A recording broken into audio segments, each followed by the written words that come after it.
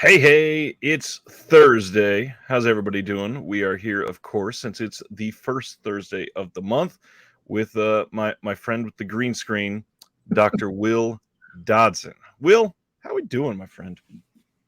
Doing okay. Happy to be here. I'm in a different location than I usually am, so the sound quality is going to be a little bit off. But I'm happy to wish a happy, what would have been 111th birthday to Doris Wishman, who's perched on my shoulder here and is going to oversee things. Make sure everybody checks out those AGFA sets of Doris Wishman's work because it is her, what do you call 111? Is that like some kind of, that's got to be a special birthday, right? It's got to be, yeah. Yeah, 111. I'm just curious, is Doris Wishman the angel or the devil on your shoulder tonight? Oh, the devil. Well, happy birthday to Doris Wishman. We got a recent happy birthday to Vincent Price. Recent happy birthday to Christopher Lee. Yeah, I was going to say Christopher Lee's the same day, right? Yeah, I think so. Happy birthday to my sister recently. Happy Pride to everybody that's celebrating. That is a big thing this month. And last week, we had a bit of a conversation about everything that has been going on down in Florida. And, those type of conversations, they bring out a certain type of commenter. And I just real quick wanted to say, it's troubling that if you are coming to somebody for physical media and you hear and see the type of things that we discuss every week, if you really can't find what this person stands for. So I just really wanted to say, if there is ever any doubt, I will hold a firm stance and say trans rights are human rights. Pride Month is important for everybody, whether you are part of the LGBTQ community or not. Pride Month is for something that needs to have more positive, truthful information shed light on it, and not the complaining about corporations putting rainbows in their logos for the month. That actually doesn't mean bullshit. But thank you for the rainbow, Will. Unless it's Severin, in which case it's a very bold statement. What I wanted to shine that light on, though, is that we in this community are fully accepting. And if you are not accepting of that, you know what? I'm totally fine not having you watch because, to be honest, I don't really want you to watch. I'd rather have people that are going to be welcoming of everybody around them in this community. So if you don't like that, I mean, you can easily close the tab. I'm totally fine with that. That unsubscribe button is calling your name, and it is not a place for you. And if you feel unwelcome, imagine how those people feel in your life because of you. Yeah, well said. I'll just add, to everyone who identifies with queer identity. And Juneteenth is coming up as well. So, to all my Black and African American friends and neighbors, I know right now it can be hard to feel hopeful. And I just say, stay strong, stay safe, and keep the fight going. I hope that more and more people who look like you and me will join this fight and will take us to a better time where people are allowed to be who they are. It takes so much more effort to be intolerant and violent. It's so much easier to let people be who they are. Just for once in your life, you intolerant bastards. Take the easy route. just let people live. All that being said, we are glad, if you are a welcoming person, that you're here to watch two cishet white men discuss movies for the rest of your night. And we hope we can be entertaining, educational, and welcoming to everybody, because this is going to be a fun night. I mean, first of all, we got kind of a lot of announcements. We got the Vinegar Syndrome sales wrap-up kind of discussion. We've got all of the brand new partner labels. It's the start of Partner Labels Month today, which I think since you and I have been doing this, I think this is the first time that you've been on the first of the actual month. Like, they are fresh in everybody's minds today. So that's pretty cool. There is sort of a sad thing that's happened in the last couple days, and I do want to bring up that Network in the UK. Just for everybody to be aware, the situation is still not 100% really known what's going on, but it sounds like the boutique label Network is going to be no more. I do happen to have their release of The Woman in Black next to me, just so you might remember. This is their limited edition cover of this. They did this a couple years ago. They were really well known because they put out the entire Blu-ray release of Monty Python's Flying Circus, and they've done a lot of important things. And last we had heard, they'd sort of signed this deal to put out a lot of Hammer releases, and now they suddenly appear to be no more. Like, their site is taken down and everything. There's articles being written about them being liquidated. It's a rough time. So my thought goes out to everybody that's related to that company, and I just sincerely hope everybody is appreciating what we have in these boutique labels, because we've been living through a boom, and unfortunately everything has a bust eventually. Everything has a bubble breaking moment. Everything has the ability to stop being as popular or as successful as they were at some point. So I don't really feel comfortable telling everybody to go support these just to keep them going. But if you can, and if you want to, and if it's within your means, and it's not going to hurt anybody, including your level of debt, physical media needs you. And in my opinion, I think we all kind of need physical media to really shake up a lot of these situations in our lives. This is education. This is art. This is pushing us to be uncomfortable in ways that a lot of us have never really pressed. And I know I may be speaking for others or just myself, but I've been, forced to learn about other cultures just in the last month watching movies, and I'm proud to have that on physical media. Yeah. And the thing about it is it encourages active viewing. You have to make a decision. You have to commit to it. There's no scrolling. You can still stop it midway through, but it's harder to switch to something else. And I think, well, we've talked about our love of cinema and our love of art in general and what it enables us to do. And yeah, just going back to your point about other cultures and other identities, I think film proves that you can identify with and care about characters who don't look like you or talk like you, and that in itself is an opportunity to expand your affinity. I think that's the word I want. Your affinity for other people, which is not the same thing as understanding or empathy or sympathy necessarily, but it's its own positive quality that I think is at the root of tolerance, yep. Right? Recognizing that even someone who is different from me is also like me. That's true.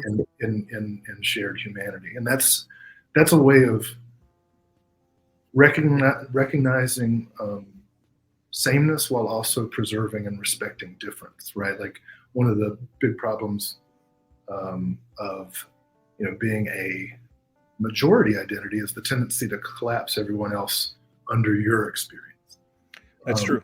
But if you learn to have affinity for others, which art, I think, all forms of art, but perhaps film most of all because of its visual component. That's what it does for us, and I think that's why we should take it seriously, even when it's silly fun,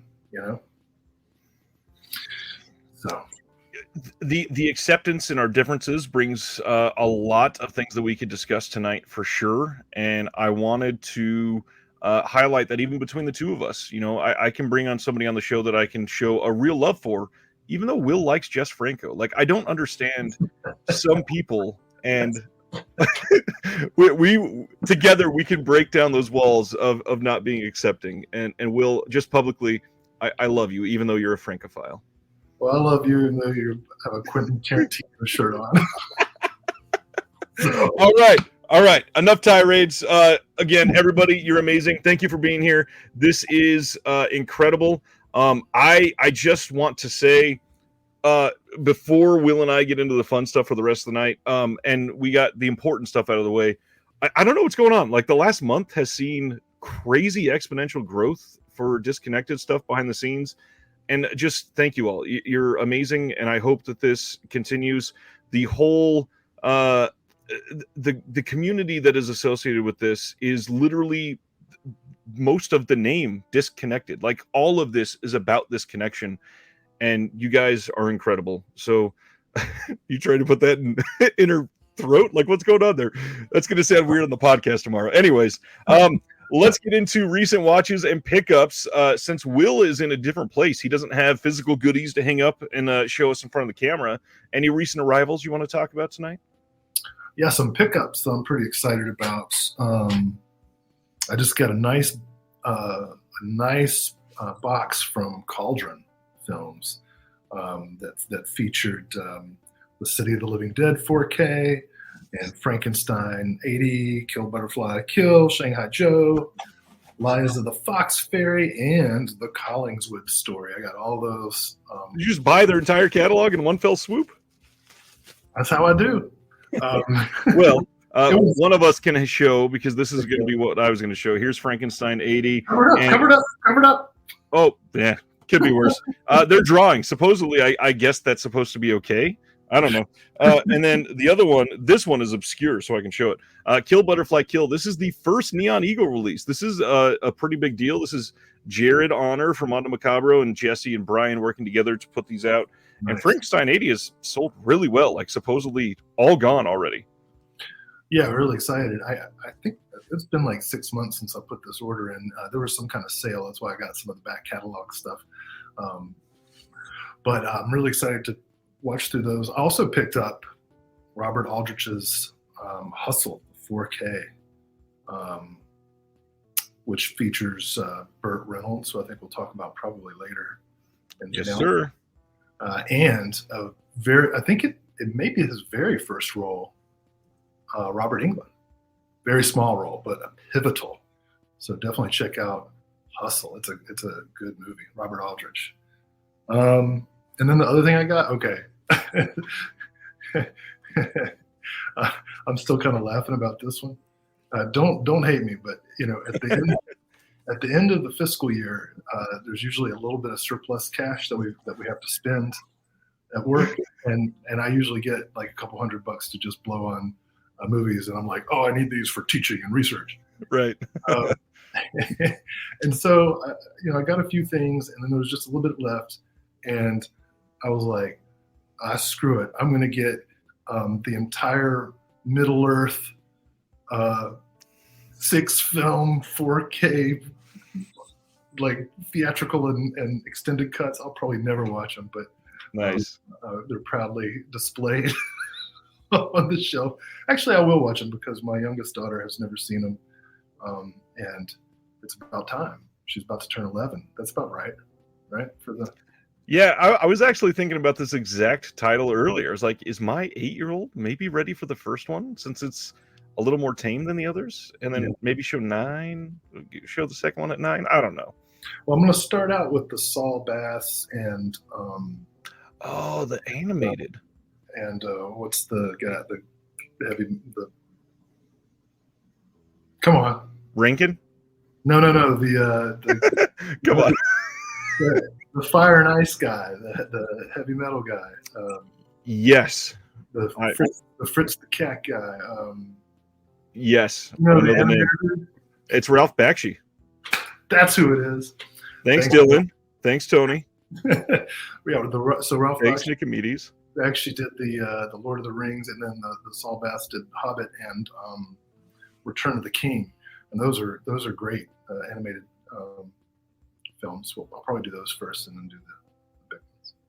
Nice. So, how about you? What'd you pick up since I saw you last? I mean, I was going to show Cauldron and Neon Eagle, and you pulled that rug out from under me. So let's see. One more.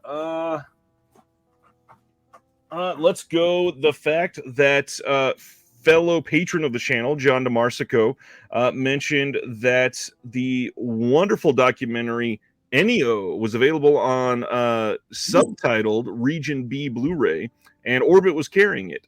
This was getting a 4K, I think, in Germany, but was not going to have English subs. So I was like, great, I'm probably never going to see it. And they came out with this, and this was released by Dogwolf in the UK. No idea who did that. Didn't get any word that this was coming out. I need to watch Ennio for sure. It looked and sounded fantastic. Very cool. What about recent watches? I know you've watched like 19 things probably since Tuesday. Yeah. Well, let's see. Since last, okay, so I'll update you because I always talk about my Martin Scorsese, Woody Allen, Coppola, Francis Ford Coppola thing. So the 4K of Raging Bull is astounding. I love the film.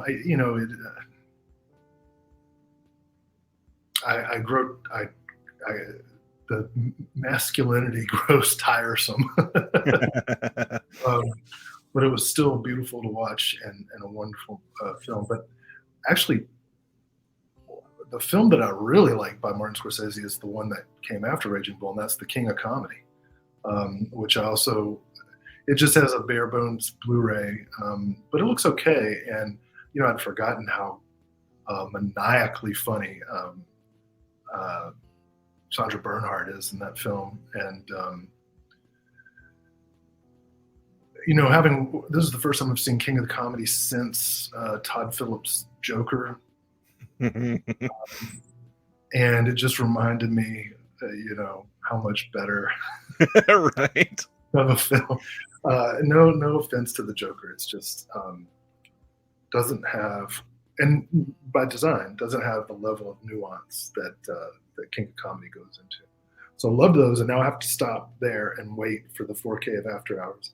I watched a couple more Woody Allen movies. I got up to Interiors. Did I talk about that last time?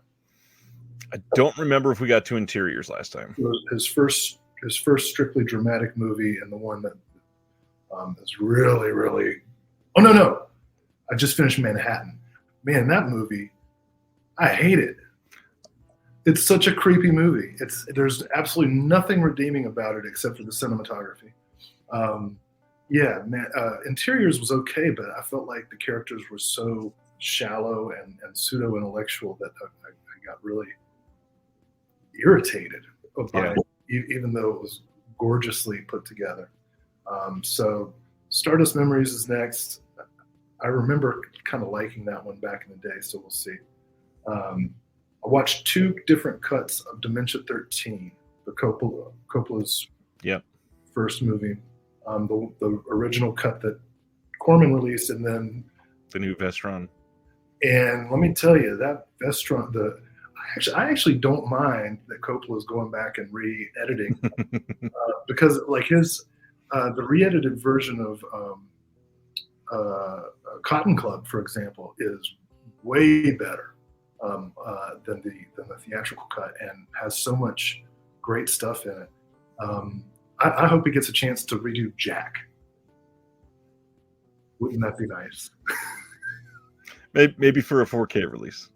Yeah. Restore Bill Cosby's performance. So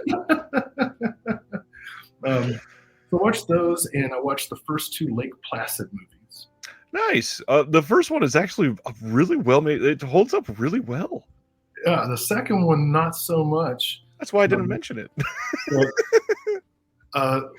Last time I was on, when we were talking about Netflix, I said I said as a joke that I was just gonna run the Lake Placid series, and then I was like, I'm gonna run the Lake Placid series. So I think there's 7 of them. So I'm gonna keep going with that. And then I saw, the last thing I saw, I'm a fan of the director Lexi Alexander, who made Punisher Warzone. R.I.P. to Ray Stevenson. Really sad about his passing. So I saw her first film, which I hadn't caught before, Green Street Hooligans. Ah, yeah. Elijah Wood pretending like he can fight. Yeah. I tell you what, she's a good director. What a compliment. And I think, and that movie, Green Street Hooligans, is not a great movie, but it is a good companion piece to Punisher Warzone, and it's really unsparing look at dudes, macho, violent, lost, purposeless dudes.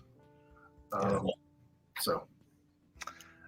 In the last week, the only thing I really want to highlight is a really good segue into something else I needed to update on. So I will just say the end of the month has been the time where the Patreon all gets together in our Discord and we watch something together. And this last month, they voted on Lady Snowblood. And man, I've not seen Lady Snowblood in a good 15 or 16 years. And watching that with my wife who had never seen it, and with my mom who had never seen it, and with a whole bunch of people, a few of which had seen it and a couple that had not. It was just so nice to visit it again. It's such a great movie, and hence wearing a Tarantino shirt, because oh my gosh, is so much ripped from that movie, like almost scene for scene.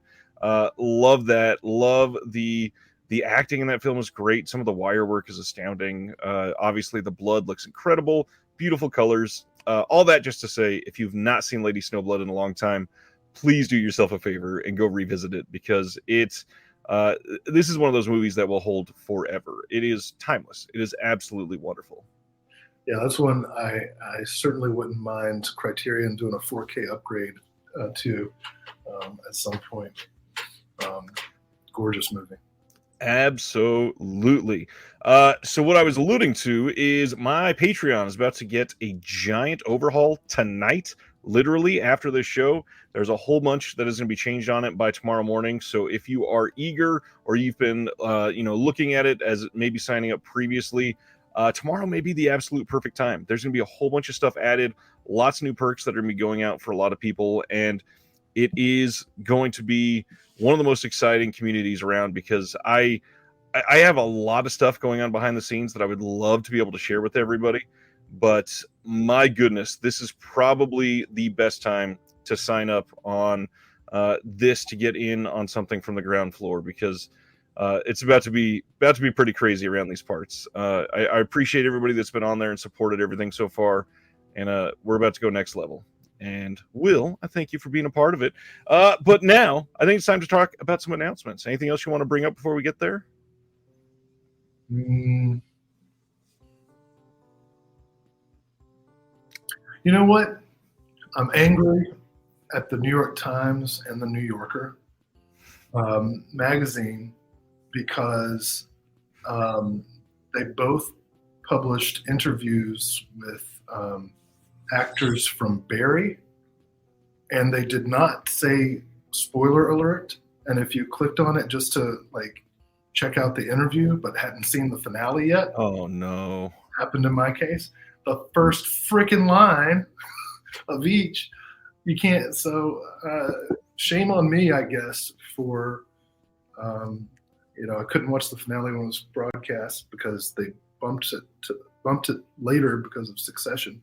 And I did eventually see the finale of Barry, and still found it pretty compelling. Luckily, the most important stuff wasn't spoiled. But have you watched Barry? I have not. My wife and I, we've been doing this thing where we wait for a series to completely finish so that stuff like this doesn't happen, because it is so difficult in the streaming world to treat it the way they used to. And a lot of journalists haven't changed the way they report on these things. You can't count on everybody watching a finale the night of anymore. It's not that sort of thing. It's impossible. Well, when you do watch it, we should talk about it, because I have some thoughts. It is next on our list. We are finishing up Better Call Saul right now, which I think started off strong because of the Vince Gilliganisms that he already had built in place from Breaking Bad, but the stories that went with it were not as compelling until about the middle of that second season. And now it's like, oh, this may actually be better than Breaking Bad, and it's incredible. I haven't watched that yet, but my wife really liked Better Call Saul. So Yeah, I think you'll appreciate it. put it on the list. All right. Speaking of things to put on the list, let's get into these. Here we go. First off, from Arrow, we're getting another 4K of a Gilliam film. This is Time Bandits from 1981, coming on August 28th. And I mean, as usual, they're giving us pretty much the same thing that they gave us the first time. I bet this will look incredible in 4K. Now, I wonder if this will be different in any way from the 4K Criterion that's coming. I guess we can compare the special features, but is it going to be the same presentation, audio-visual presentation?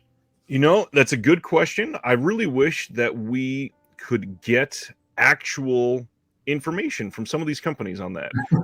A lot of times, if you ask them on Twitter, they will give us a difference that we might find other than the extras. Because, for example, the recent 2 releases of Texas Chainsaw Massacre, from what I can gather from the comments I've found, they're from the same scan, but the second sight one got additional restoration work on top of what the US release had. So the second sights is actually a little bit better.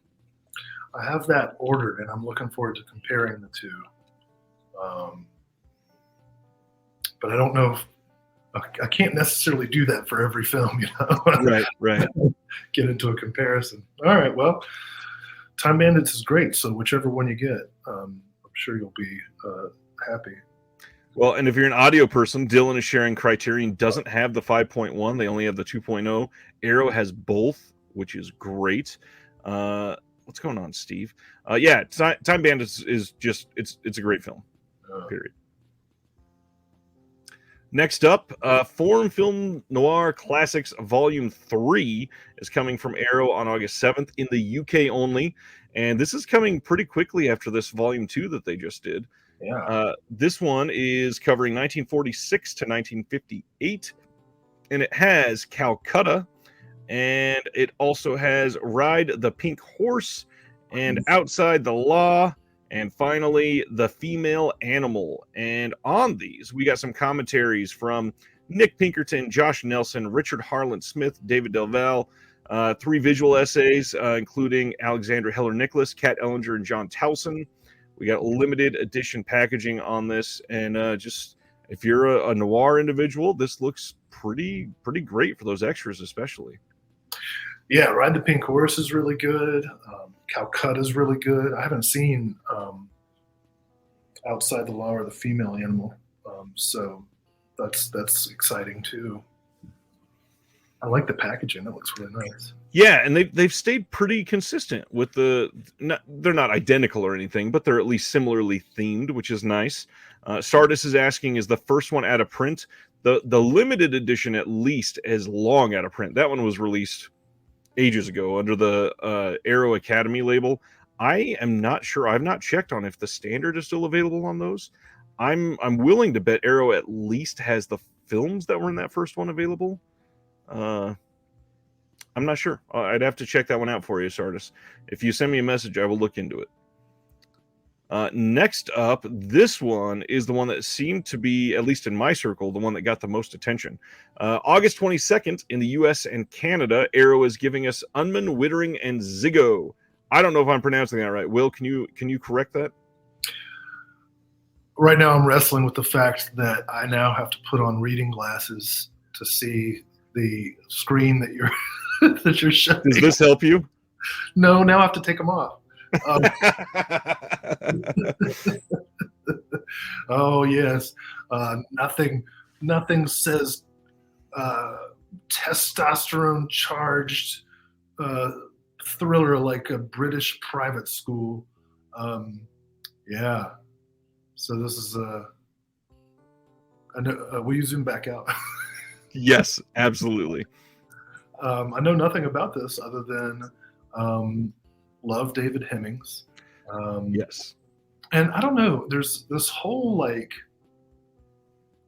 subgenre of boys in boarding school doing bad stuff or discovering uncomfortable truths.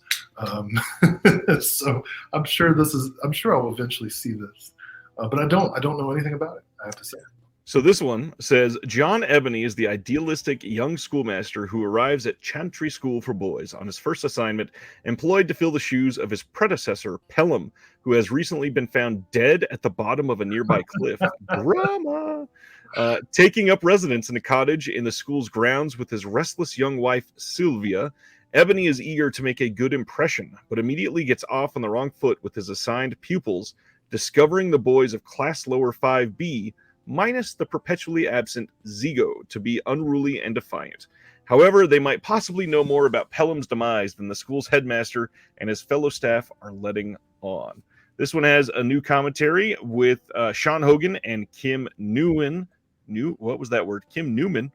I love Kim Newman. How can I mess up his last name? New appreciation by critic, broadcaster, and cultural historian Matthew Sweet. There is a featurette with some cast members, and then the original 1958 recording of Giles Cooper's radio play.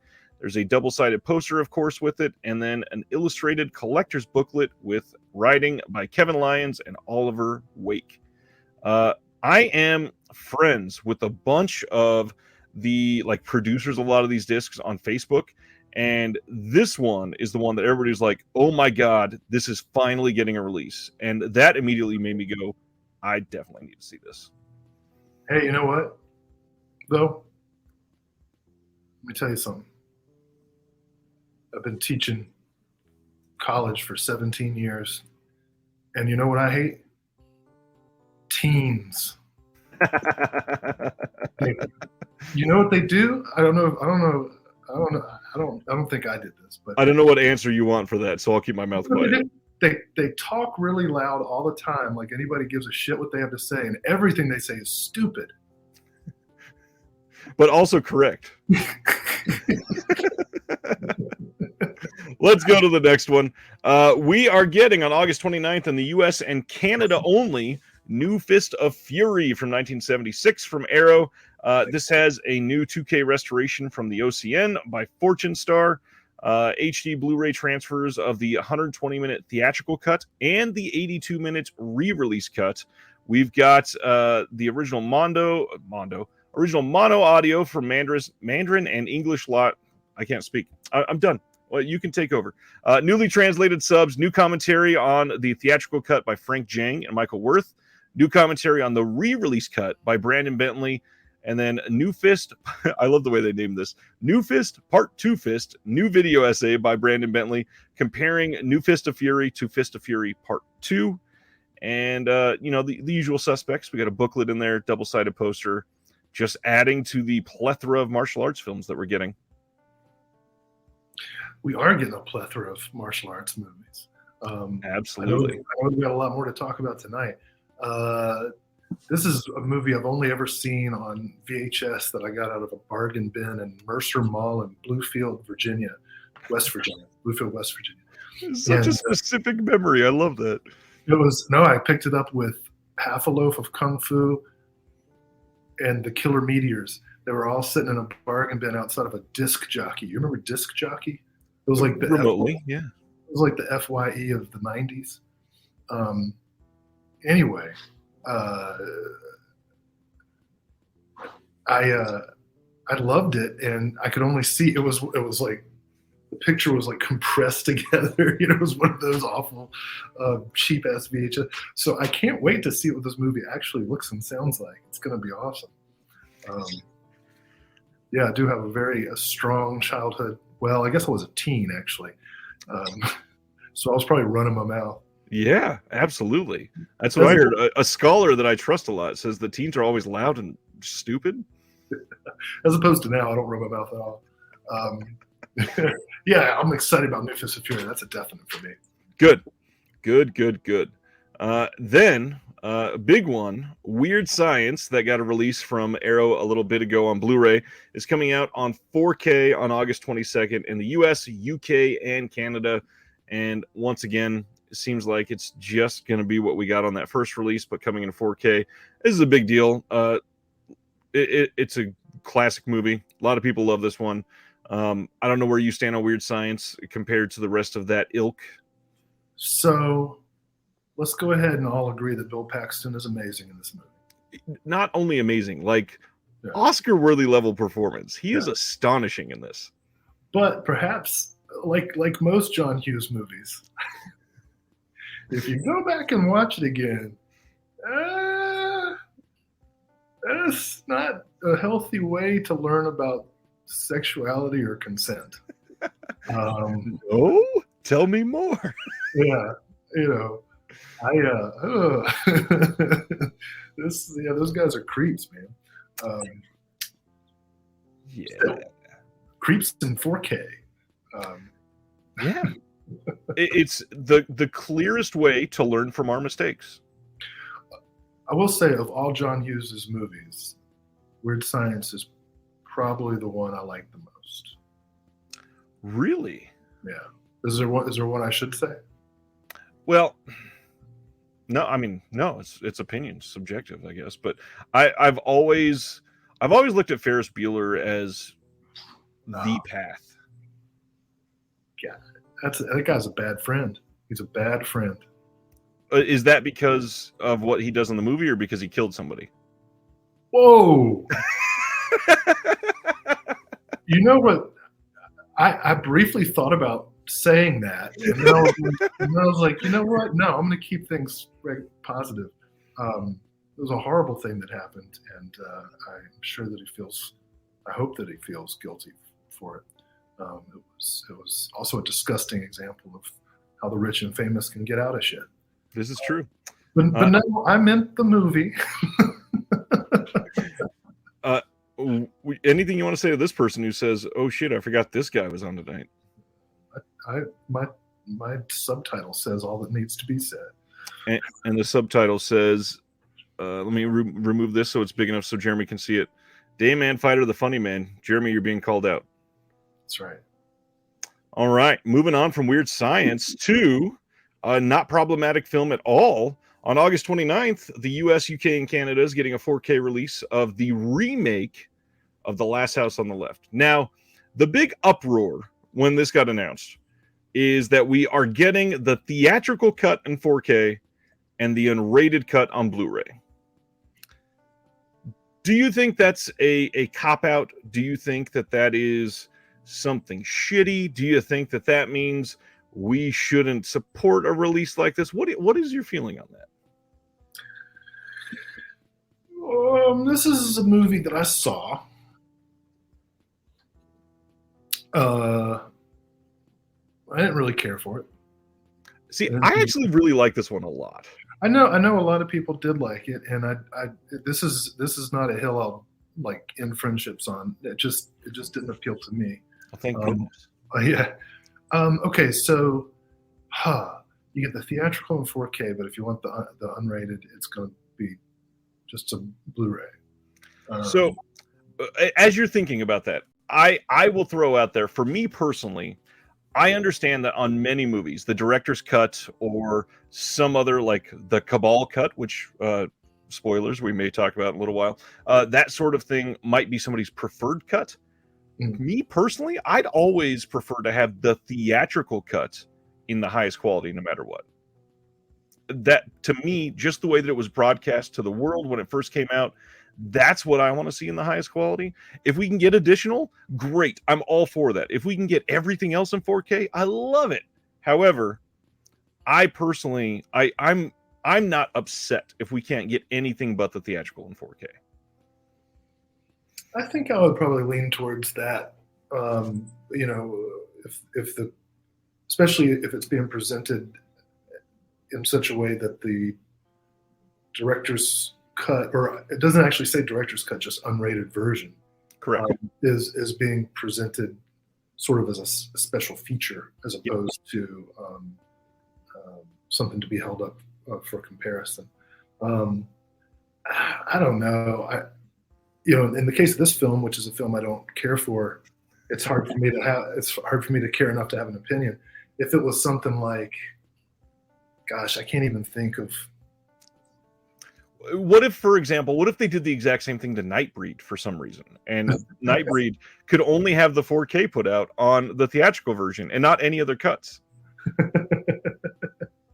What if they did something like that? I mean, some people would probably be very upset and complain everywhere they could find on the internet. That would definitely upset some people.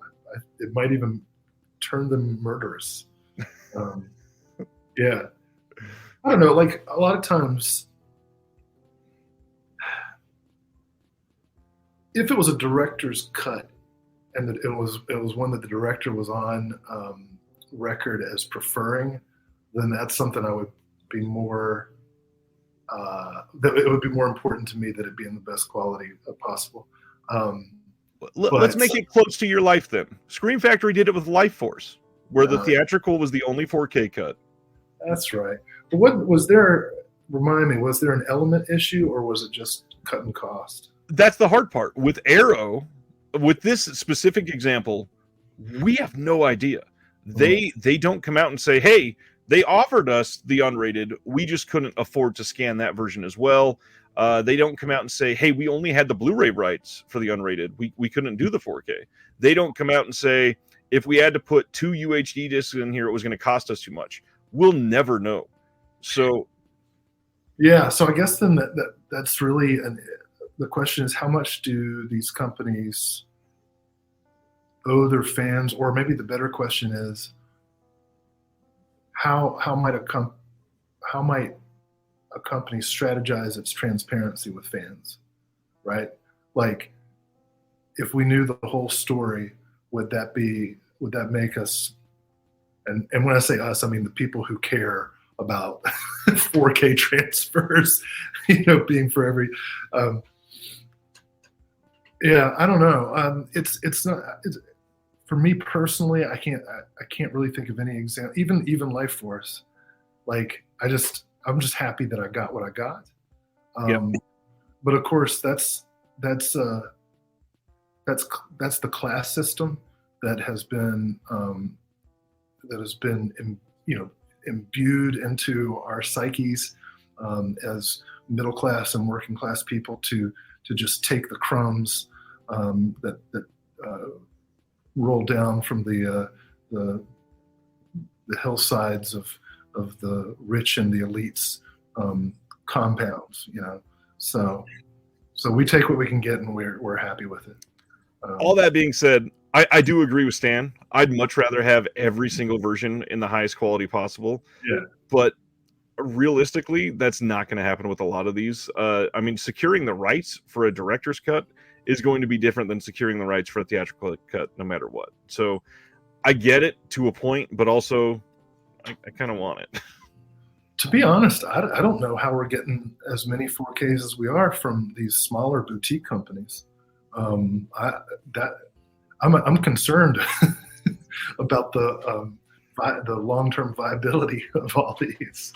Yeah, I get it. Let's go through some of the extras on this. So we get 2 versions of the film: the original theatrical version, 4K UHD, the unrated on Blu-ray. We get optional English subs on both, of course, illustrated collector's booklet featuring new writing on the film by Zoe Rose Smith. And then on the theatrical version 4K, we get new filmed introduction by the director, Dennis Iliadis, I think is how you say it. New commentary by David Flint and Adrian Smith. And then we get new interviews with Sarah Paxton, Garrett Dillahunt, Carl Ellsworth, and the producer, Jonathan Craven. There's also a look inside featurette from the film's original release and some deleted scenes. That second disc only has the movie on Blu-ray with the unrated cut there. But I mean, honestly, this is a pretty good release for a remake that gets kind of overlooked for a lot of people. And yeah, I mean, pre-Breaking Bad, Aaron Paul is in this. We've got half of the comedian duo known as Garfunkel and Oates in this. And I actually really enjoyed this movie. I personally really like this one. Okay, so I saw this movie before I knew who any of those people were. So now I'm gonna have to watch it again.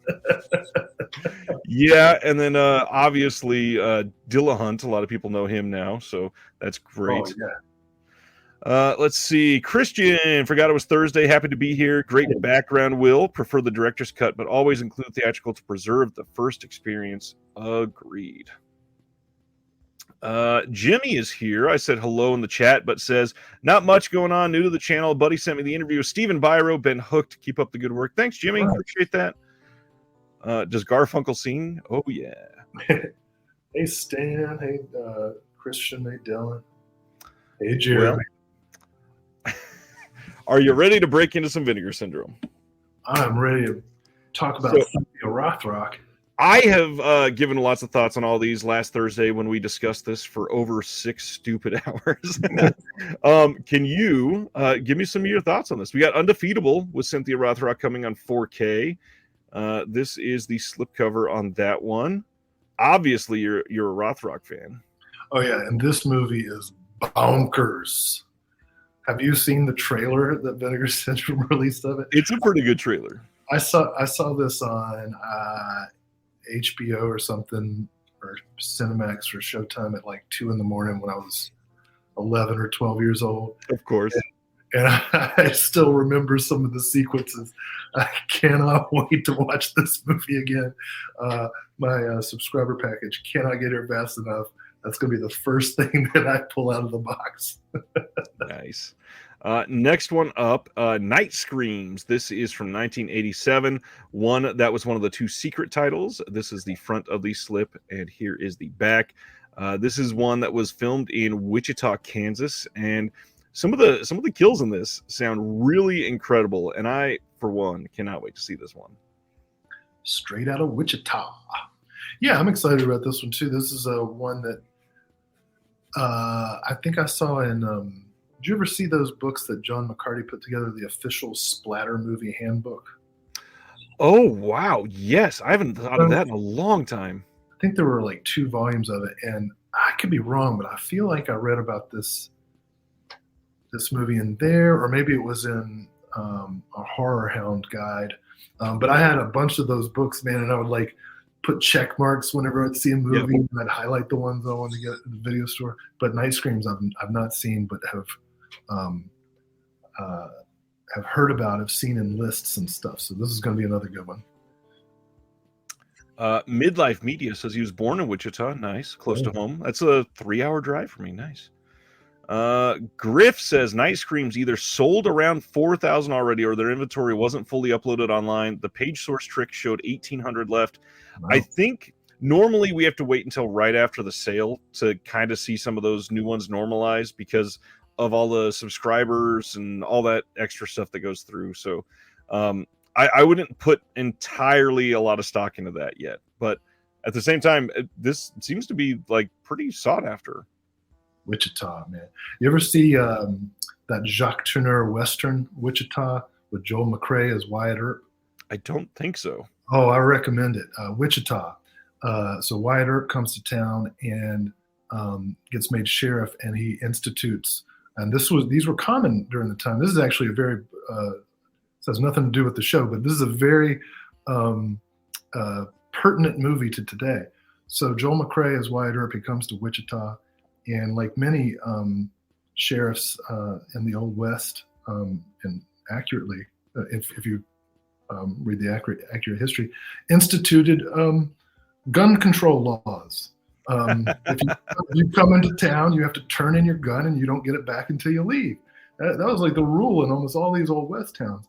And, but then what about all the good guys with guns? Right, yeah. And so that's what actually happens. And so Earp comes in and he institutes the rule, and there's resistance, right? And some of the big ranchers collude with the bankers and the mayor to kind of overturn the ordinance. And then there's gunfights, and a kid gets killed. I mean, in the movie, this is like from 1950 something, and it's about gun control laws, and done, through the analogy of the Wild West movie. Jacques Tourneur directed it. Check it out. It has not been released on Blu-ray. It is not in tonight's show, but it is a movie called Wichita, set in Wichita, and therefore I thought of it at this moment. What a lovely tangent. Next up is the Village of the Damned. We got some extras information for this. This is one that they had announced previously. This is the 3 horror films from Spain. Nice. And this one has El Bosque del Lobo, Las Flores del Vicio, and then Beatriz. It's the Forest of the Wolf, The Sky is Falling, and Beatriz. This has an interview with the director on... let's see, the first film, and then we've got some introduction to that first film with some film historians, and then interview with Jose Lefante, actor in Beatrice, which is great looking. And then friend of the channel, Erica Schultz from Unsung Horrors, has an essay right alongside Alexandra Heller-Nicholas in this release, and I cannot wait for this. And reminder on this, freaking Dennis Hopper is in one of these films. Way to go, Erica. I'm really excited about this. I'm tempted to go on another tangent. Maybe I'll save it for later. But I'm excited about these movies. What is the subject of the tangent? Films in their original languages, and how important it is to hear, even if you don't speak the language, to hear the performances and even if they're dubbed, of course, as many Italian films and others are, but to hear films and to see the performances in original language as much as possible. And I have reasons for that, which I can get into later when there's another point to drag the show to a halt. Okay, yeah, we'll wait for the next halt dragging moment, and we'll bring that up. And yeah. Next up is the Apocalypse Tetralogy, which was announced as the VSL box set that they had been teasing for quite some time, with some absolutely wonderfully eye-popping art on this release. Now, here is where this gets interesting, because this had been soft announced by Radiance Films literally last week. They are not doing all 4 of them, so theirs isn't a tetralogy, it is a trilogy.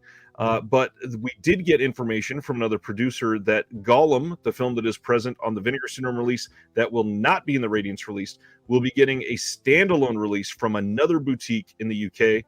And this one is on 2 discs. The Radiance releases, each film will have their own disc. So take that as you will. I know a lot of people really love Vinegar Syndrome, and I know a lot of people really love Radiance. This has some decent looking features on it. We got some new commentary tracks with Sam Deegan for Gollum, new commentary track with Michael Brook for The War of the Worlds Next Century.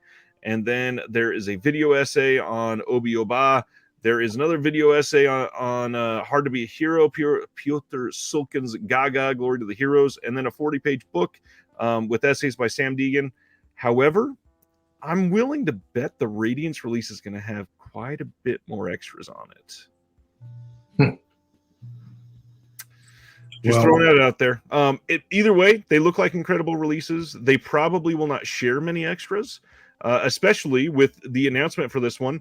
And this is a great time to bring this up. Sam Deegan was one of the producers for this release, and Sam herself will be going full-time at Vinegar Syndrome as a special features producer here very soon. Oh, that's fantastic. Way to go. I will also say that I appreciate the correct use of the word tetralogy.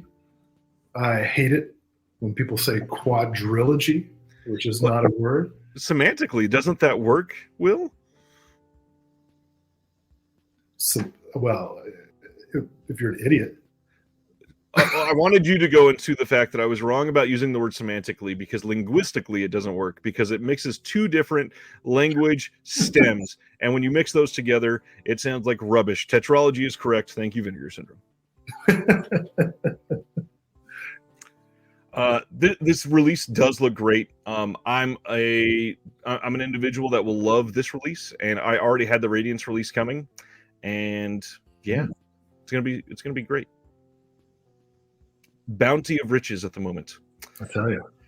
Ninja in the Claws of the CIA is the next VSA available. This is from 1981. This was done by John Liu, and this is the one that they were alluding to that you could look at as a vanity project, similar to Getavin that they had released previously. Well, is he the New York Ninja guy? Yes. Ah, I, Yes. uh, when I first saw this, I was like, I'm not interested. But then I saw the trailer and was like, that I'm interested. That, that looks really fun. So not to bring it down, but this was discussed in the Discord, and I want to make sure that everybody's aware in case you were holding out and maybe going to buy this later. Now, this film is being presented as it says here. Let's see, newly scanned and restored in 4K from the 35 millimeter inner negative. I believe it says it's uncut somewhere. Either way, so some of the footage that they use near the end of this film is surrounding this helicopter crash. And unfortunately, Oh, is that this one? this is from a real helicopter crash. Oh, And some of the bodies that you see are real bodies. I don't know how I feel about that. I forgot about that. I believe that's from this title. Spaghetti, I know you're there. You can let me know if I'm wrong. I believe that was from this one. It's an interesting thing to grapple with because it's been decades. It's a completely different thing. I don't know. I don't know how to feel about that. Anyways, I'm glad I can be the downer for the moment. Next up, the other VSA is Boggy Creek 2 and the Legend Continues from 1983, a spiritual sequel to the 70s blockbuster. The use of that word was interesting to me. This is a region A only. This is not region free. Newly scanned and restored in 4K. New commentary with cryptozoology author David Coleman. And that's it. There's nothing else on this VSA disc. I have a strange memory of this movie. Yeah, so the original, and there's no actual connection to Boggy Creek, which was a big hit, if I remember correctly. Yes. Right. I've only seen this on Mystery Science Theater. So I'm pretty stoked to see the actual movie. Yeah.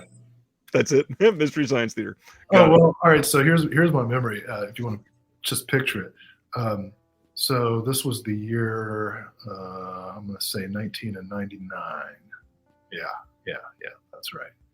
And I was in college, and I was running around with this young lady, and we actually didn't get along that well. It was coming to an end. Uncomfortable it was. Well, anyway, she had gotten hired by somebody to babysit their 15-year-old son. And it was like some rich people. And the reason they had hired her to babysit him is because they were afraid, they were going out of town, they were afraid he was going to throw some kind of like party like you see in a movie. I was going to say, is this a movie plot?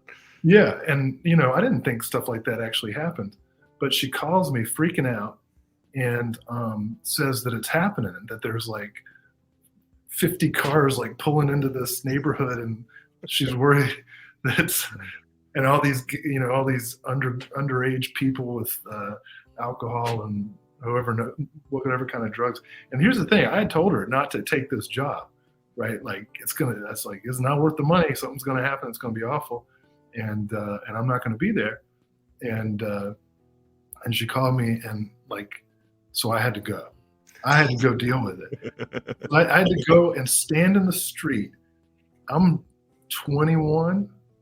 I had to stand in the street like, you shall not pass, it had to be like 40, 50 high schoolers. and I'm out there thinking, I'm about to get my ass kicked, like destroyed by these douchebag high schoolers, because they're saying all kinds of shit. The girl calls the cops and they disperse and everything. And I go into the house and I'm so pissed off because I said I was like, you shouldn't have done this. I can't remember why I didn't go there with her in the first place. I think I had some kind of work or something that I had to do. So anyway, I sit in these rich people's houses, these rich people's house, all pissed off and like adrenaline because I really thought I was going to get beaten to death. And I sit down and turn on TV, and it's Mystery Science Theater, Boggy Creek 2. and I drank like 10 beers and watched it. And so that's my sense memory that was activated when. Well, reminder from everybody that Justin Beam posted that the original Boggy Creek, they've been working on that 4K UHD of that one, and the last update said that it's coming this year. So Ooh. hopefully, I mean, that one, it feels like it's been in development for, decades. But obviously, it's only been like 2.5 years, 3 years. But COVID time, that's like 34 dog years or something. Yeah. Oh, man. And you know what the worst part was? Is that fucking kid that tried to throw the party, was then all resentful and in the house. But my girlfriend wouldn't let me leave because she was afraid of what was going to happen. So I had to just sit there, drink beers, and be uncomfortable all weekend. That sucks. Yeah. This one we had known about, but we didn't know all the extras for this. So, of course, one of the Halfway to Black Friday titles is a 4K of The Boogeyman, and glorious slip on this. Looks great. Going to go great with the other Ululumel title. And this one, we get new commentary with the editor, Terrell Tannen, new commentary track with Kat Ellinger, new interview with actress Susanna Love, new interview with cinematographer David Sperling, new interview with Catherine Tambini, new interview with the editor, Terrell Tannen, new interview with the camera operator, and then an archival interview with the director. And that's a lot for a disc like this. So you were getting quite deep into the filmography of Uli Lamo. Yeah. What do they got? 3 or 4 titles? Something like that, I think, yeah. Yeah, and Gloria is great, and Devonsville Terror is really good, and I know everybody's excited about the Boogeyman, so let's keep it going. Yes, sir. Next up, we got some catalog slipcovers. One for Hell Comes to Frogtown. That is the back that they had teased on one of their banners. And then, had you not seen that previously? No, and go ahead and on to the next one. Is that not appealing, Will? Come on. What's wrong with it? It's just not accurate to the film. Are you sure? Next one is Battle for the Lost Planet and Mutant War. And the cool thing is with these slipcovers, they made these like a Polish art style. So it's to go with the release of that Sulkin box set, and pretty damn cool designs. So if you've got the lenticular box for Hell Comes to Frogtown. Correction, it's not lenticular, but it is a split box. Split box. All right. I don't actually know what lenticular means. Oh, I can show you actually. It's it's a lenticular word. is the holographic ones like that. Oh, okay. It's a word that I see, and so I said it. But if you happen to have this one, Yeah. Will it fit in there? No, it will not fit in there. So this is primarily for people that missed out on the limited edition hard box and they want a slipcover for it. Okay. Yeah, that you anticipated my question beautifully. And I'm just a hoarder. Yeah, I had a feeling it wouldn't fit. I've got the hard box, so I did not get the slipcover. I don't know how I just had everything ready to go there. Then your whole collection is actually in like one of those bags of holding from Dungeons and Dragons where you reach into an extra dimensional pocket and pull everything out. And it knows what I'm after, yeah. We also got slipcovers for Buddies, which is one of my favorite films in the Vinegar Syndrome catalog, and then Fanny Hill and the Phantom Gunslinger. Very cool.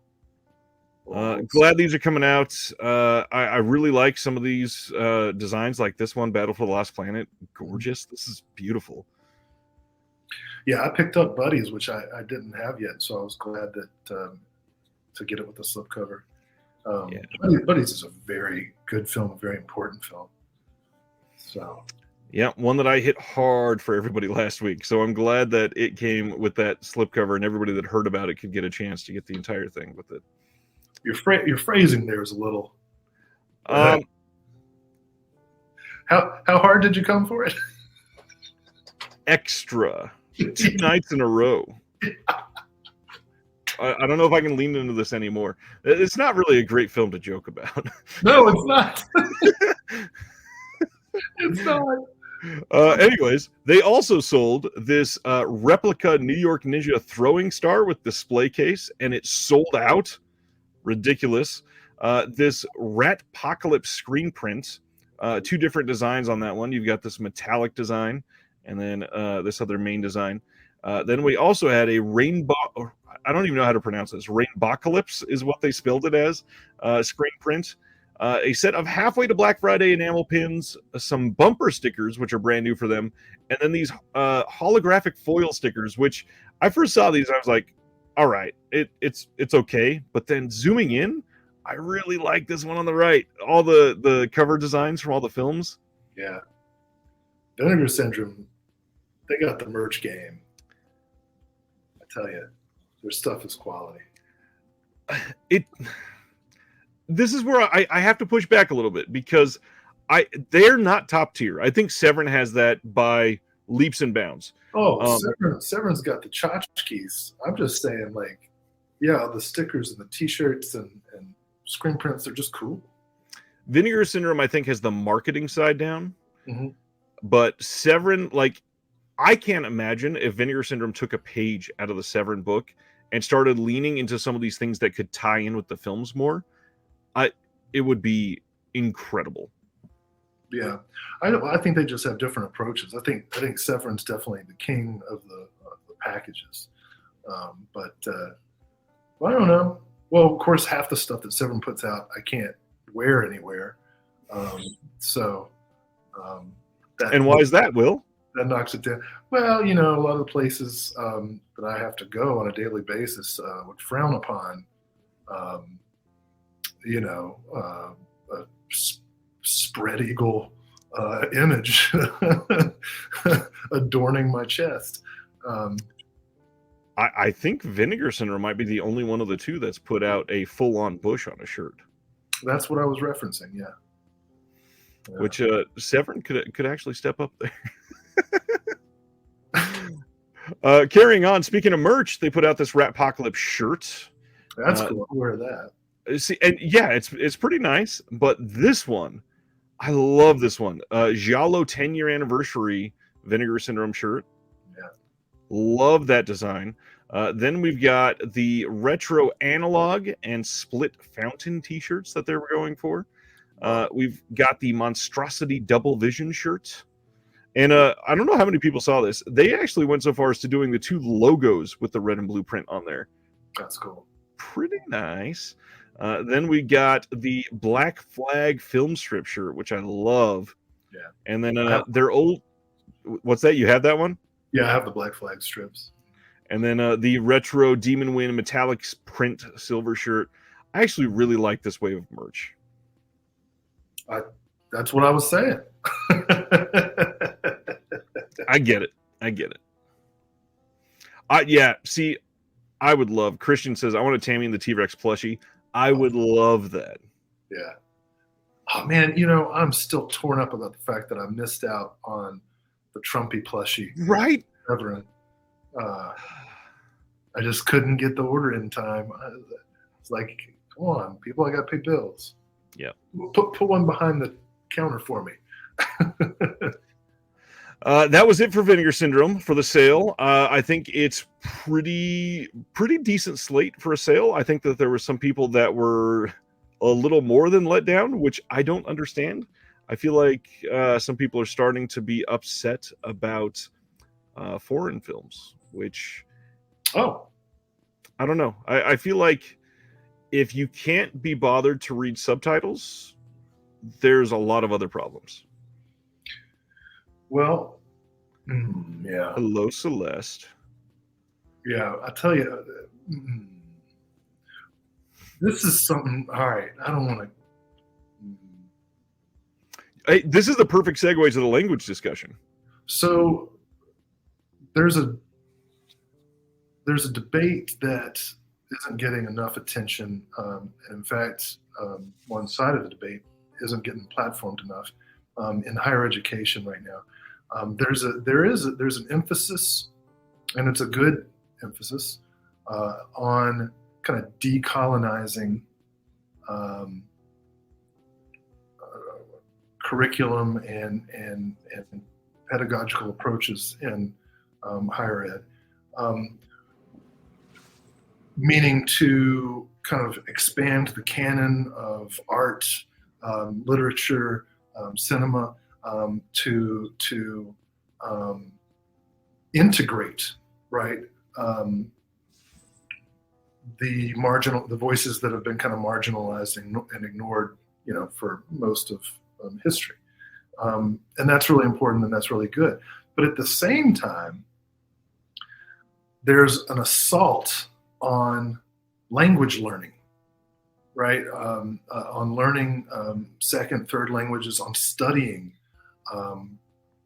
any language that isn't English. And the main reason for it is that it's hard. And students don't want to do language classes.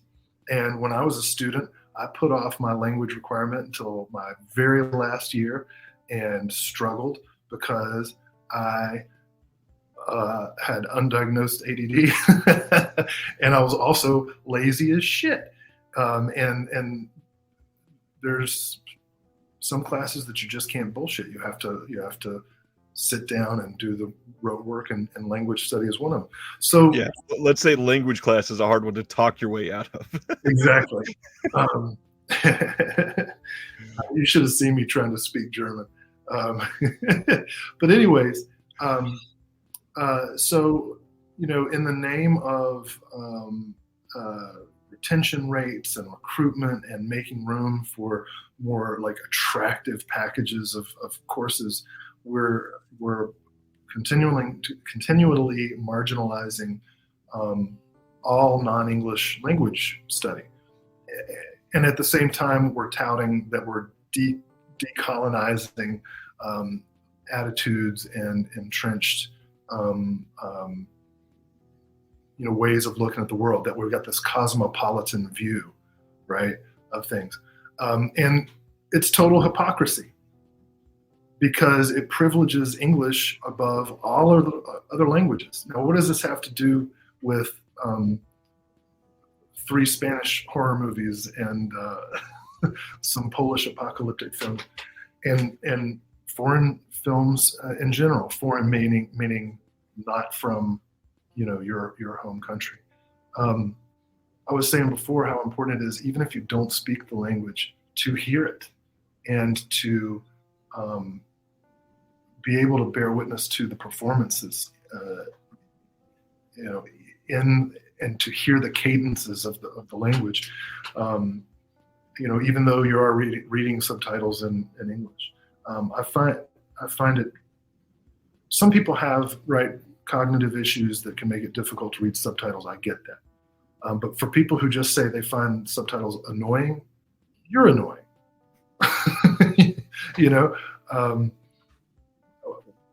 I lost the thread here a minute ago. Oh yeah. It goes back to the affinity thing I was talking about at the beginning. Legitimizing and respecting other cultures' languages is so important to developing that affinity, that understanding of other, not just other cultures' humanity, but the differences of other cultures, right? The different sounds they make, the different cadences, the different facial expressions, the different interactions that happen in other languages, and to have that polyglot experience where you might every now and then pick up a few phrases too. I know a lot of people learn English by sitting down and watching American television. I'm not saying sitcoms. Right. I'm not saying you're going to learn, Korean by watching the Squid Game or whatever. But is that what that movie is called? Show is called? Squid Game. Yeah. Oh, great. I got it. But I'll never understand the resistance that people have to subtitles and listening to languages that are not their own. And that's why I really appreciated last year the fact that we got Prey put out with the original language on Hulu, and you were able to listen to it that way, because Yeah. We keep alluding to foreign films, meaning not made in America. Sure, the film was made in America, but reminder, we were foreigners. Caucasians were the ones that came and took this, and we have literally erased certain languages. And to be Yeah. able to see some of these given that proper respect is so just gratifying for people. I love that was able to be put out like that. Now, put that film out on physical media and give us both the options. I would love that. Please do. I really enjoyed that movie. Yeah. All right, I'll stop talking. Okay. August 7th in the UK, Treasured Films, which reminder is a fairly new boutique. This is only their second title. They are putting out a deluxe limited edition release of Satan's Little Helper from 2007. Yes, Synapse put this out recently, but this is the UK Blu-ray debut of this film. So it's nice that this is going to be accessible for other people. And this is going to have an audio commentary from the director, Jeff Lieberman, audio commentary from The Hysteria Continues, Behind the Mask, a 15-minute video essay by film critic and author John Towson, 48-minute online interview with Jeff Lieberman, some behind-the-scenes footage, and all that extra goody stuff. If you order it directly from them, they've got some reversible art cards and an A3 poster, and a solid-looking second release. They're doing good stuff over there. Love Jeff Lieberman. Really enjoy this movie. I've got the Synapse edition already, but I'm glad that this will be available for folks as well. Really cool. Good movie. Completely agree there. Yeah. Next up, you can buy right now a Jaws 2 4K Steelbook exclusively from Best Buy. There is a standard 4K that's available everywhere else now. If you're a Steelbook person, you can get this from Best Buy only. But, I mean, what do you think? Did you expect any of the Jaws sequels to come out in 4K? Which is the one where the tagline is like, this time it's personal? Or is that real? Am I making that up? So I know in Jaws 4, The Revenge, right? Like the shark. I think it might be Jaws 4. Jaws 2 is not bad. Jaws 2 is not bad. I would like to see this restored version. I remember watching all the Jaws movies with my middle child. That's the fourth one. Yeah. They get the Jaws films get increasingly ridiculous in the wackiest ways, but Jaws 2 is still takes itself fairly seriously. Oh, I've got that one too. That one's the best. Did you read the novel? I don't think I got the novel for that one. Maybe I did. I'm not sure. I can't remember the writer's name. Brad somebody. Well, I read the novelization and it was great. It really was. That was a nice. Premium with the Cruel Jaws package. But anyway, yeah, Jaws 2. I remember being pretty enjoyable and still in the vein of the original. Like it's not completely. It's kind of ridiculous, but it's not completely ridiculous like 3 and 4 are. Well, Scheider doesn't come back for the third one, right? I think he's done after this one, right? Right. So in the fourth one, it's like just the wife. Yeah. Yeah, I think he was there for the more like serious toned ones, and then it jumped the shark. Anyways. Okay, so this is actually really cool, especially after what we just talked about. There is no date on this yet. I believe they're hoping for fall of this year. It might be early next year, but SRS Cinema, which a lot of people associate them with just bottom of the barrel shot on video nonsense. That's not always the case. They do a lot of really good stuff. This one, they just put out this random press release. And I think this is really important for everybody. So it says, SRS Cinema is proud to announce the acquisition of The Whale God. This is released by Daiei, that is now Katakawa, in 1962. The film was directed by Tokuzo Tanaka, and it stars Kojiro Hongo and Takeshi Shimura, and it has music by Akira Ifukubi.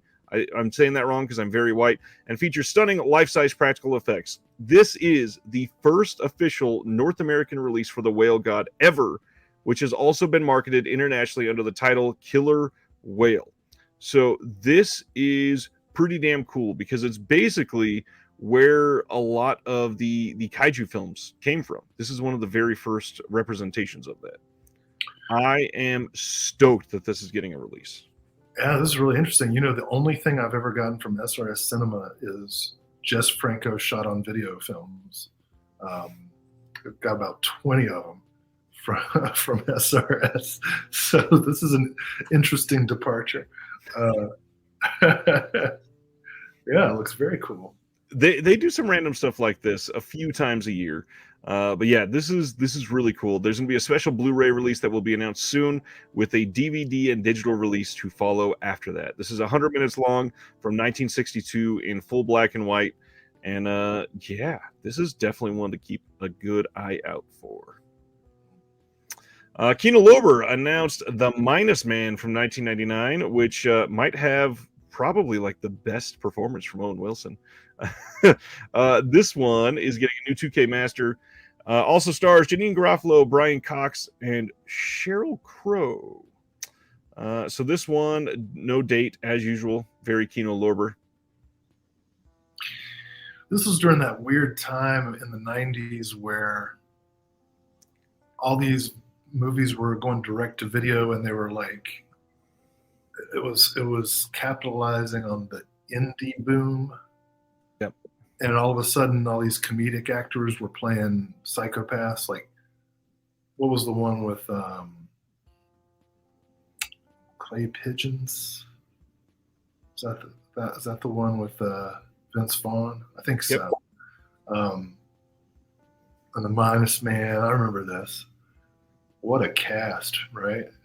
Just let's cram as many cool people together, whether they fit or not, as we can.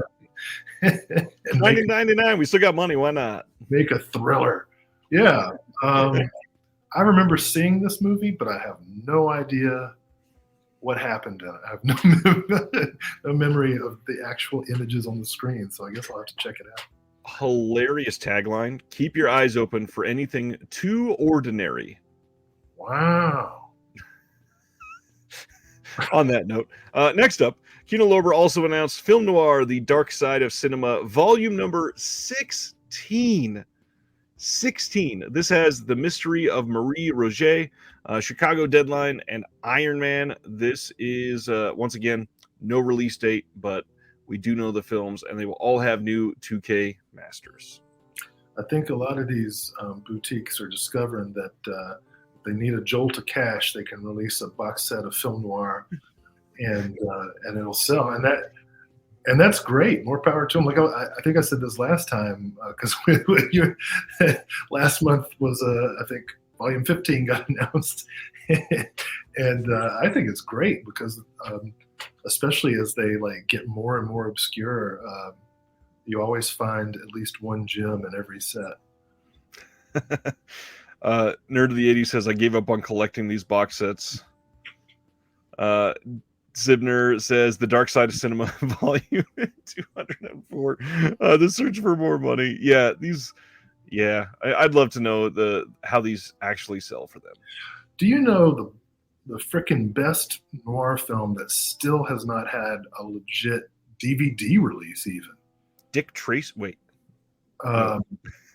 DOA, the original DOA, directed by Rudolph Maté. You know that film? I don't. Oh man, a man discovers he's been poisoned and only has a day or two to live, and he has to find out who killed him. What year is that one from? 56, I want to say. Let me see. There was a remake of it, 1949. No, I was way off. 1949. Rudolph Maté, stars Edmund O'Brien. Yeah, he's an accountant who's been poisoned and has 24 hours to live, and he wants to find out who his murderer is. Nice. And this really cool location shooting in San Francisco, which is unusual at the time. Yeah, it's a great film. You can only get it on these like alpha, public domain DVDs. Somebody's got to do something, man. DOA. Yeah. The remake with Dennis Quaid. Anyway, Nice. that has to do with it. I wonder if they're getting it out here soon, because I mean, all of these like indicators hitting film noir hard. Kino is always hitting film noir hard. Even Criterion could do something like that. Man, anybody want a video essay or a commentary? I'll go DOA hard. Love it. All right. Kino also came out kind of out of nowhere. I don't think many people were expecting this one. August 8th, they are releasing the first season of Monk, and Celeste especially is very, very happy about this. But we get all 13 season 1 episodes on 3 different discs, newly restored in 4K. We get a handful of featurettes here, it looks like. But the other thing is, I know that some people, there's Celeste comment there, some other people were questioning out of nowhere, like, this is weird for Kino, what are they going to do now? But they did come out and confirm that they were going to be releasing every season, 1 season a month for the rest of, how I think it's 8 seasons. So, yeah. Well, I just hope they release them exactly evenly, in even intervals. So yeah, they did say every month, so hopefully it actually goes for that. Because if they start getting loose with the schedule, it'll trigger my OCD, and I won't be able to handle it. I used to watch this show with my grandma. I would go have lunch with her every Friday, and we'd watch C-SPAN and Monk. Those go very well together. Yeah. Who's the actress? She's from the Norm Macdonald movie, Dirty Work. What's her name? Sibiner is asking, are we really getting into single TV seasons? Yes, Kino's kind of been doing that for a while. I mean, they did the night galleries like that. They did Gamora like that. They did what else? They did a couple others like that as well. And then with Columbo coming soon from them, they're doing grouped together. So, yeah. Trailer Howard, that's who I was trying to think of. She's in Monk and Dirty Work, the Norm Macdonald movie. Oh. I'd seen Dirty Work first, so when she was in Monk, I was like, ooh, it's the girl who pretends to like Norm. So the question from Stan Geezy is this affordably priced? If you go to pre-order it from their site right now, it's $23.97, which means other places will probably have it at $21.99, I'm guessing, which isn't awful. But when you also think about 8 seasons at $21.99, suddenly that's a $180 TV show. And that's kind of pricey. Yeah, I prefer the whole set, but yeah, it would be a lot either way, I'm sure. Yes, rest in peace, Norm. He's amazing. And then we got a comment that says Kino packs loads of commentary tracks that are releases. Makes sense to break them up. However, they don't have any listed. We've got featurettes listed here. We have no commentaries listed. Oh, so wow. I don't know if they're able to do commentaries for this one specifically. I guess we'll see if that's looking at their site right now. It says product extras, and all it has is the featurettes. That's it. So I'm assuming that this is going to have no commentaries. Well,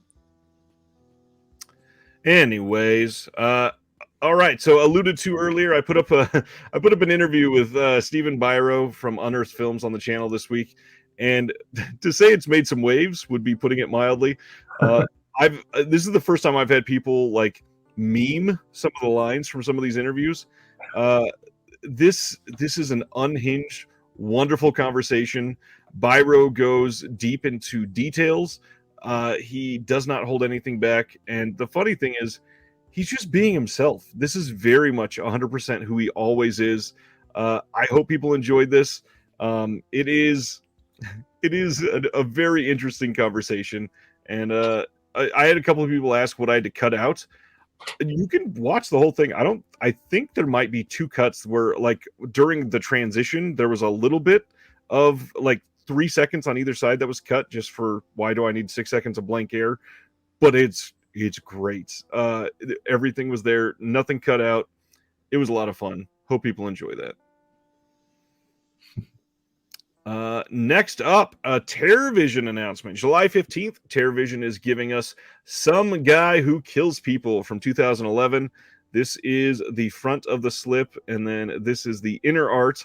And this is, let's see, meet Ken Boyd, a small-town loner and comic book nerd making ends meet by pushing a broom around a local ice cream parlor.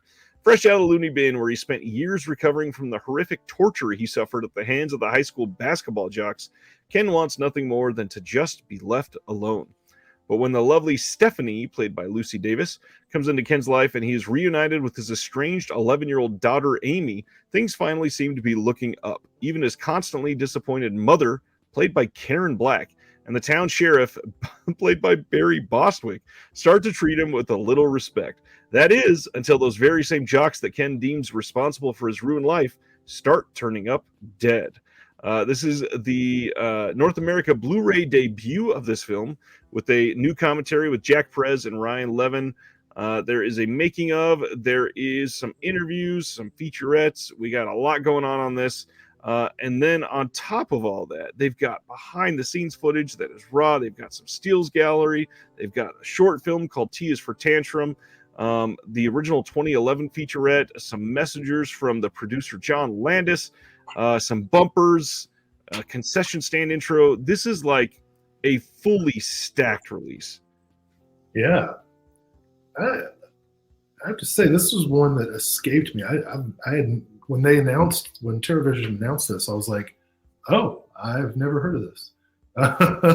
And then seeing the cast, I'm like, why have I never heard of this? So I'm interested in learning some of the background of this movie. TerrorVision's been terroring it up lately. So this is a release that really intrigues me. Nice. John, I actually gave you a shout out earlier. What's going on? Glad you're here. Let's see what is next. Oh, and by the way, quick info on TerrorVision. If people haven't been following, they're announcing something like every Tuesday for probably for the foreseeable future. They're calling it TerrorVision Tuesday, and there's a lot coming, as we saw. I mean, just a couple of weeks ago, we talked about that list of 50 upcoming titles. So be prepared, because we're going to be talking about TerrorVision basically all the time. Amazing. There's a 4K release of Nightbreed, and only the theatrical cut is coming on 4K. What? So Scream Factory on August 1st is giving us Nightbreed on 4K. They are also selling these art cards, and I won't get into that too much. They're also selling pins. First off, it's Scream Factory. We know what's going on. Come on. We're getting the theatrical cut in 4K. They say new 4K scan of the best surviving film elements. I don't know. Well, first off, what do you think of Nightbreed? Because I've never heard you talk about Nightbreed. It's a movie that I like and want to like more than I do. I don't know. This is a movie that, like, when people love Nightbreed. I've got some friends who are obsessed with Nightbreed. Yeah. And it does, like, it's just a subjective thing. It doesn't connect with me on a like visceral level. But I do find it quite beautiful. The director's cut added a lot of really interesting stuff. I already have the previous release from Shout Factory, so I'll have to think about this one. But yeah, so it's the reason you haven't heard me talk about it is because it's a film that I like but don't love, but I appreciate everyone who does love it. So yeah, I really like this movie. It's made very well. I really respect the lore in Nightbreed. I respect the design of everything in Nightbreed, but I also kind of fully agree. I feel like I don't know. I feel like they worked a little too hard to reel me in, and it was a little less charming because of that. Maybe I don't know. It just skipped me just a little bit. I think it's great that they're putting this out. I think the fact that everybody is going to, the big fans of Nightbreed get a chance to have all this extra stuff. But again, Scream Factory coming in hot with trying to take everybody's money for all this extra stuff is wild to me. Craig Sheffer. This is his best performance outside of Voyage of the Rock Aliens. What a pull. Next up, we get the Blu-ray debut on August 8th from Little Nicky coming from Scream Factory. No features released for this one yet, but Blu-ray, what do you think? I'll tell you what, man. In the year 2000, when Little Nicky made its theatrical debut, I was in Coburn, Virginia, just beneath the Kentucky border, and I had gotten so drunk that I couldn't go home. I'm not surprised. And it was a problem. And I was near this movie theater that had 2 screens, and Little Nicky was about to start. And so I just stumbled into the theater where I was completely alone and watched Little Nicky. And this is the movie that followed the football movie, right? Waterboy. Is that right? I think this is the one that came after Waterboy. Somewhere around there, yeah. And so I had thought Billy Madison was kind of funny. I thought Happy Gilmore was a masterpiece. I thought The Wedding Singer was absolutely charming. I didn't like The Waterboy, but I didn't hate it. And then I watched Little Nicky and was like, this is the worst piece of shit movie I've ever seen in my life. Even as a drunk man who was willing to laugh at anything, I was offended by its badness.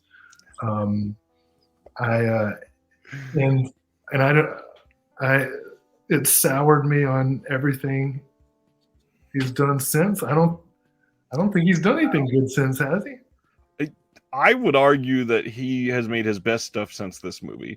But this, what's good? A lot of his stuff has been good. Like, I really like Reign Over Me. I think the Meyerowitz stories is great. No, don't bring up his like I'm a serious actor movies. I'm talking about these movies. Well, there's a big difference between Uncut Gems, which is easily his best movie, compared to Little Nicky. Like, personally, same as you, I loved a lot of the stuff that came before this, and this turned me off to a lot of his comedy, which was why I was happy that he went to some of those more dramatic roles. That's what I'm talking about, the Happy Madison movies that follow this, with him as because some of the Happy Madison movies are good, like Grandma's Boy. That shit's hilarious. Yeah, Grandma's Boy's great. I throw out there Hubie Halloween is actually pretty good. I haven't seen that one. Little Nicky sucks, and if you buy this movie, you suck. Whoa! I wouldn't go that far, but yeah, I don't like this movie. I'm pretty sure it's ableist.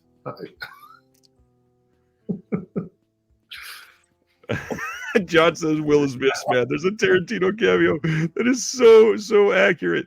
Yeah, Big Daddy is actually pretty fun.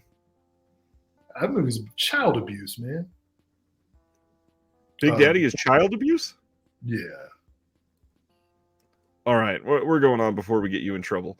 All right, so we're going to talk about what? They make social services the bad guys in Big Daddy. They absolutely should have taken that kid away from him. Shaw Brothers.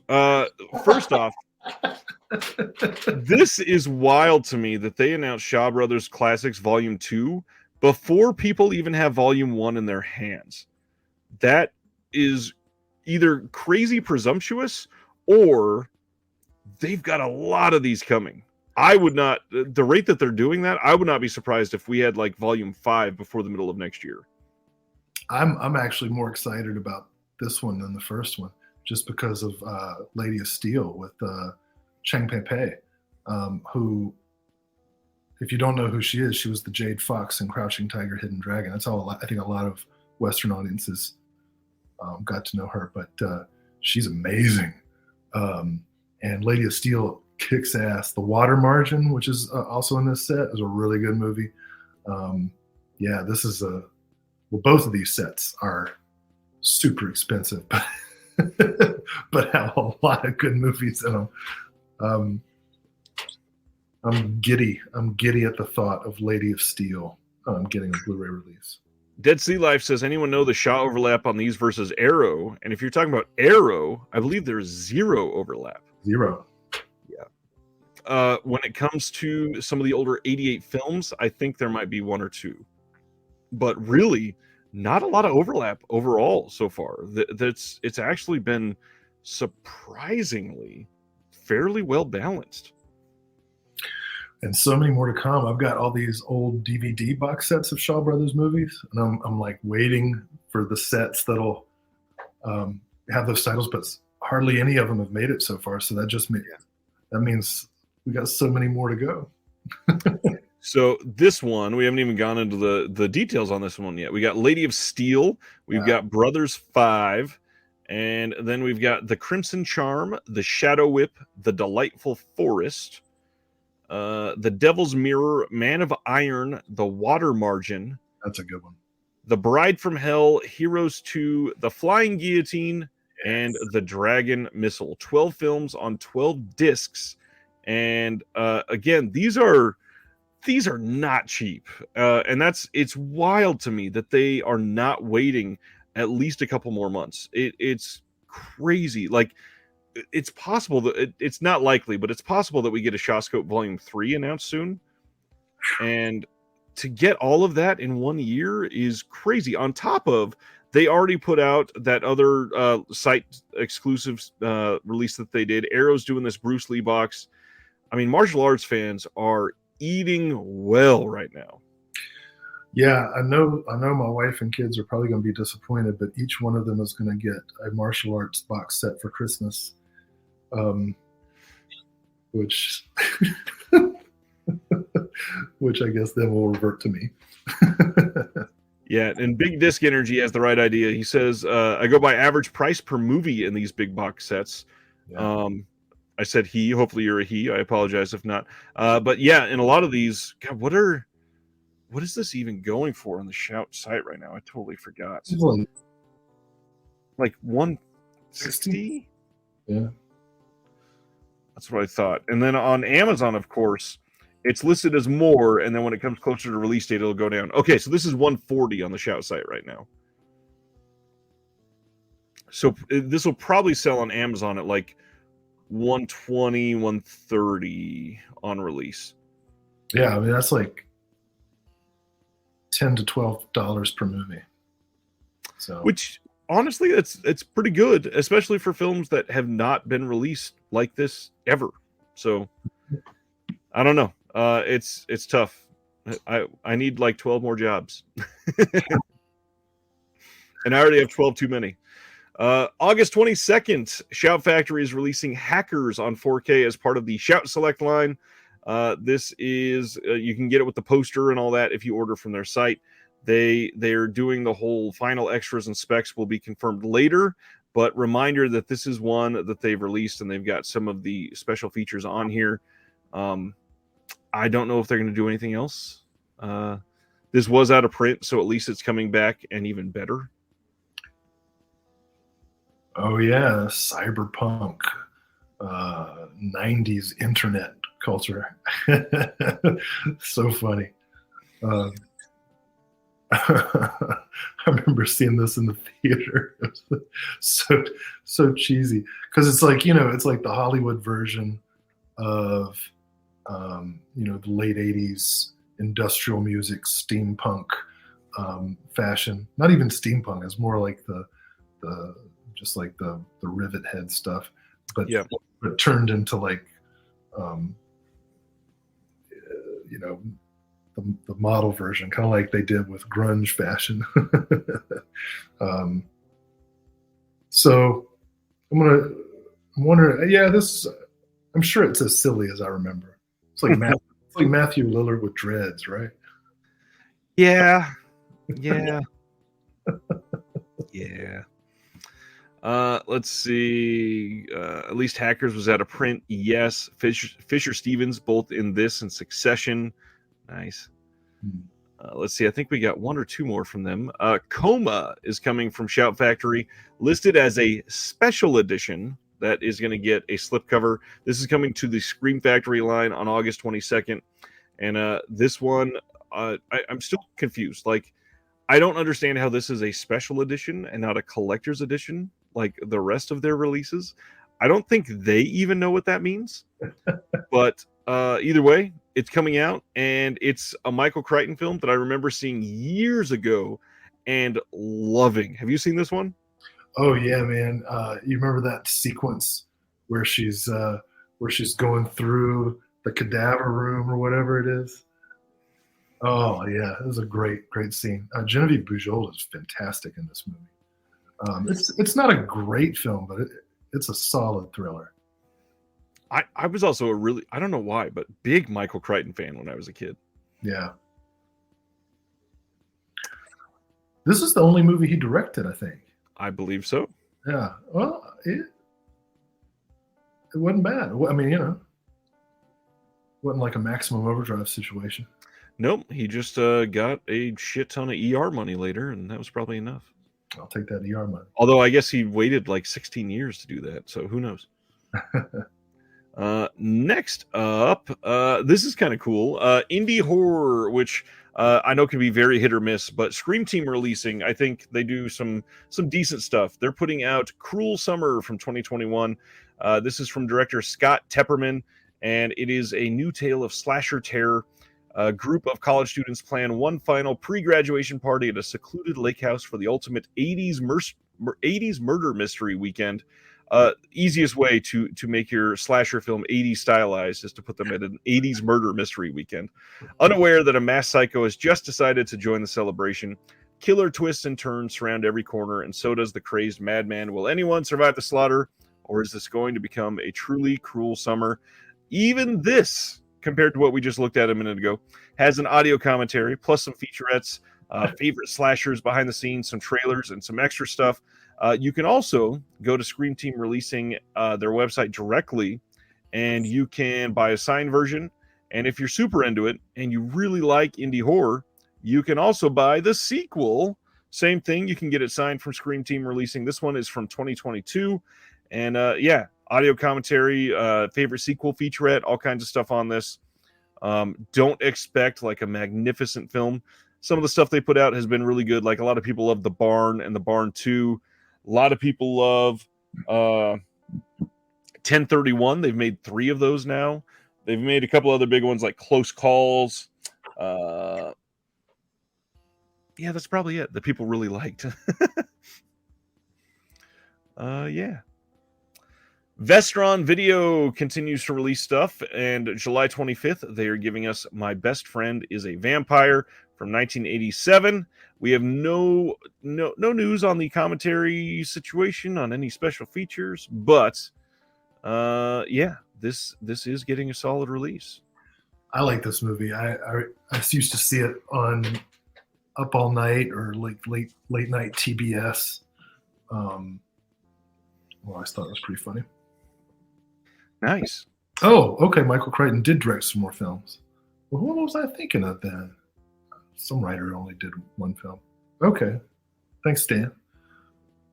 You can always count on Stan to do the fact check, which I really appreciate.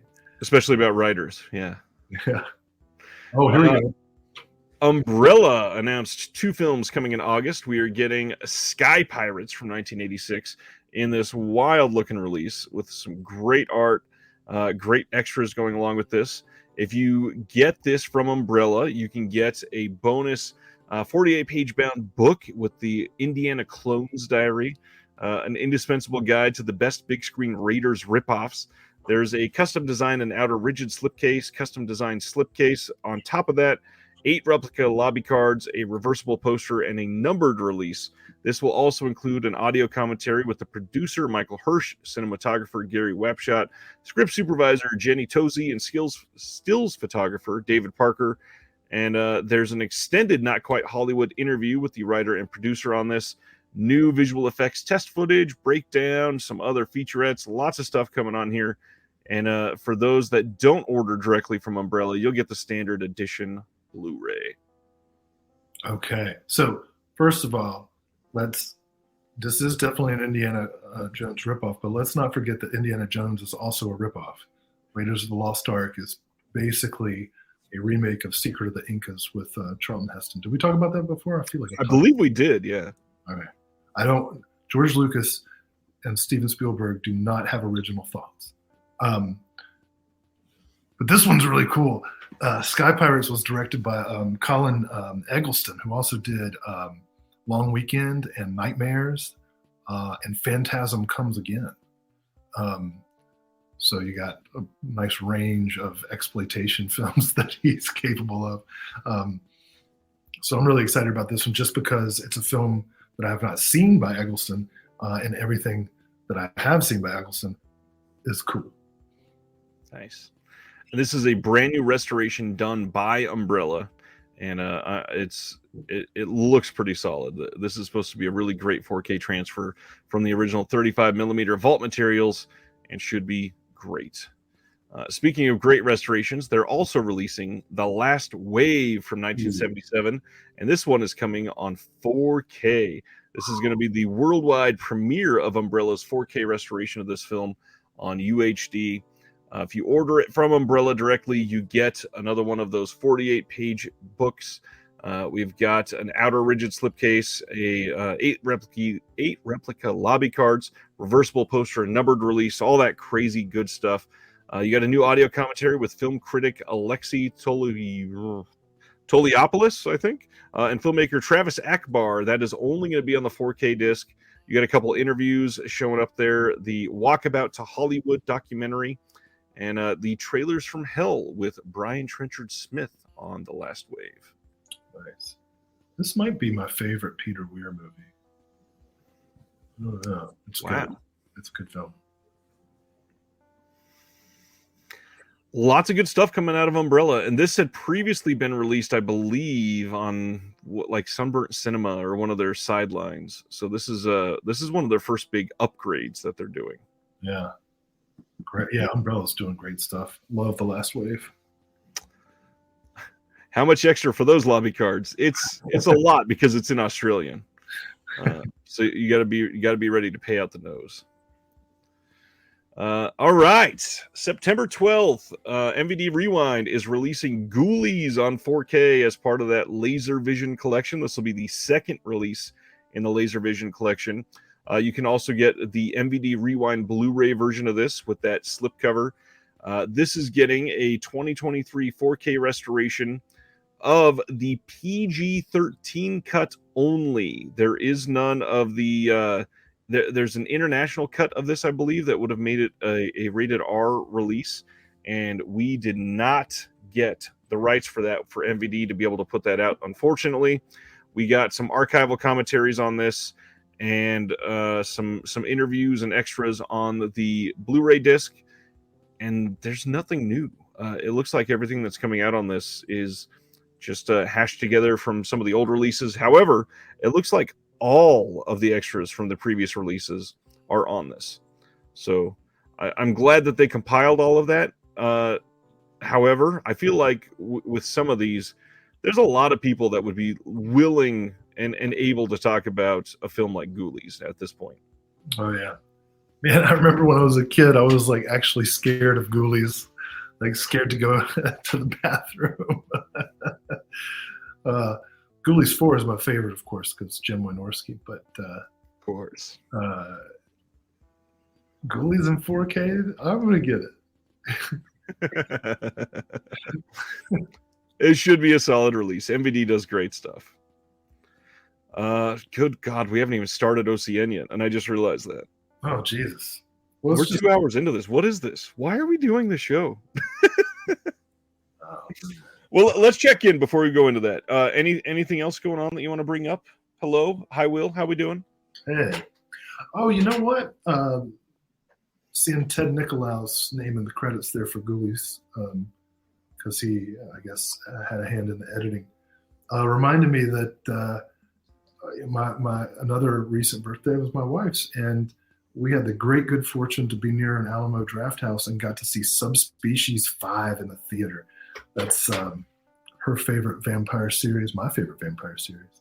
Love Full Moon, love Ted Nicolau, love the Subspecies series, and never thought I'd get to see the Full Moon logo in a real theater, right? And On a new release. on a new release. So it was so great. That was my first time going to an Alamo Draft House situation. But yeah, we'll definitely be going back. I didn't realize there was one in North Carolina until we moved nearby. I was like, oh shit, cool. Awesome. Yeah, so Subspecies 5, it's great. If you're unfamiliar with the series, do check out Subspecies. If you are familiar with it, it's definitely worth checking out Part 5. 25 years after Part 4. Awesome. All right. I guess it's just time to dive into OCN. Yeah. First up, Decanalog is releasing the Adam Rifkin Film Festival from 1975 to 1987. This is some of the art that they had teased us with previously.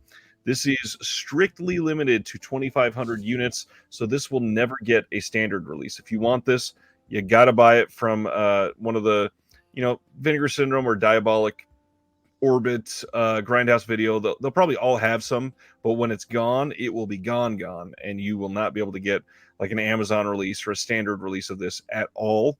These are a bunch of films that are going to show some of the wacky beginnings of Adam Rifkin.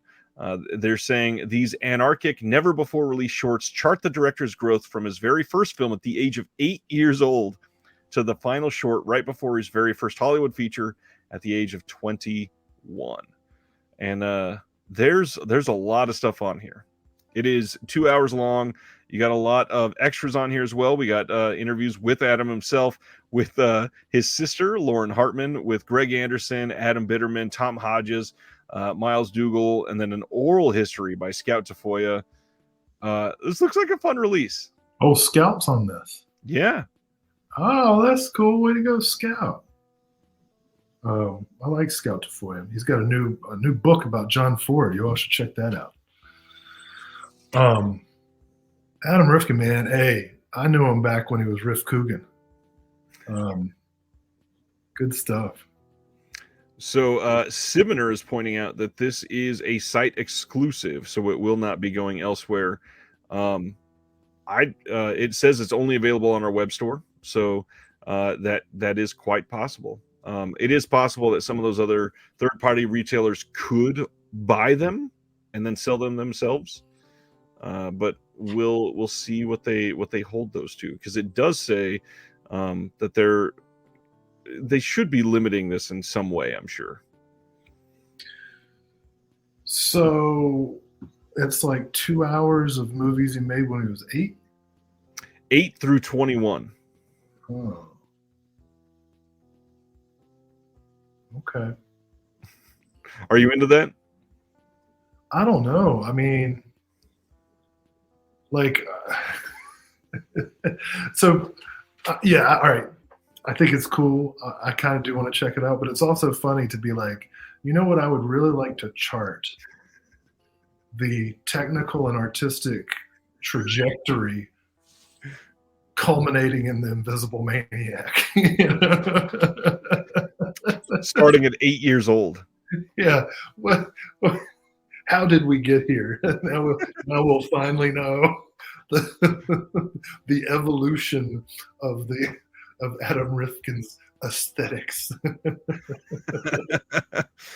Yeah, this one's interesting. And it says remastered from the only surviving elements. What elements? Yeah, right. And available for the first time ever in this ultra exclusive limited edition. All right. Going to the next one. Yeah, totally cool, but I'll probably pass on that one. But This one is Altered Innocence Volume 2, which I have to say up front, I love this idea. So yeah, the next edition of Altered Innocence collection of short films is finally here with nearly 4 hours of LGBTQ and coming of age short films in 2 separately curated programs. Our yeah, Altered program is a wild blast of strange and transgressive visions with films about virtual love dolls on a revenge tear, twinks eager to be annihilated, and a lesbian director obsessed with big boobs. The Innocence program is a more tender and subtle program of loveliness with tales about brotherly love, modern transgender life, intergenerational relationships, and boys testing the limits of traditional masculinity. I love that they separated those into 2 things and really leaned into the name Altered Innocence. This is probably going to be an incredible release. yeah. It's really helpful for me because obviously, disc 1 is going to be the heavy rotation for me. No, I loved the first volume that they put out, and I'm so glad that this is coming out. Nice timing. To coincide with Pride Month. This is a no-brainer for me. Like I said, I loved the first volume. So excited to get volume 2. There's bound to be quite a few gems here. Oh yeah. Oh yeah. Next one up, At Dawn They Sleep from 1999. This is available now from Saturn's Core Audio and Video. Pretty interesting looking slip on this. I actually really like this slip design. This one sounds amazing. I got to admit, I don't always love the Saturn's Core stuff.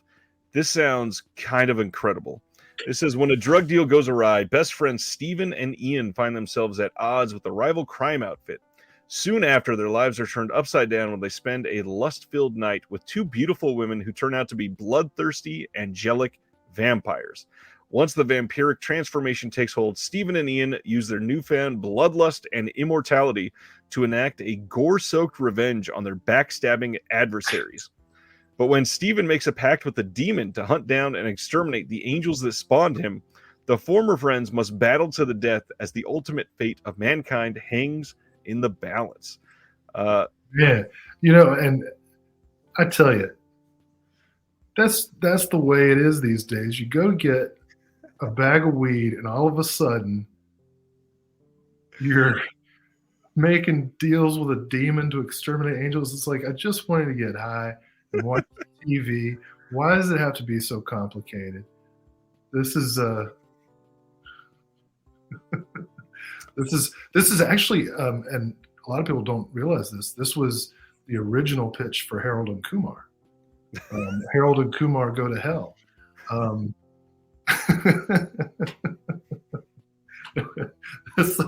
This looks bonkers, man. I love the next paragraph too. It says, at dawn they sleep from Massachusetts-based video auteur Brian Pollan seamlessly fused, this is where it gets crazy, the vampire mystique, Hong Kong-style gunplay, practical splatter effects, and salacious eroticism into a post-Tarantino crime caper. Always notoriously innovative, Pollan packed his micro-budget production with car stunts, miniatures, body burns, full frontal female nudity, somber autumn vibes, and his trademark show-stopping practical gore and creature effects. Not to mention a blistering black metal soundtrack featuring Dawn, Usurper, War, and Arcanum, which we have been talking about heavy music in the Discord for a while now, and this just seems perfect. So thank goodness for the somber autumn vibes. Otherwise, I think it would be too much for me. I gotta take some issue here. This looks great. I'm definitely checking it out.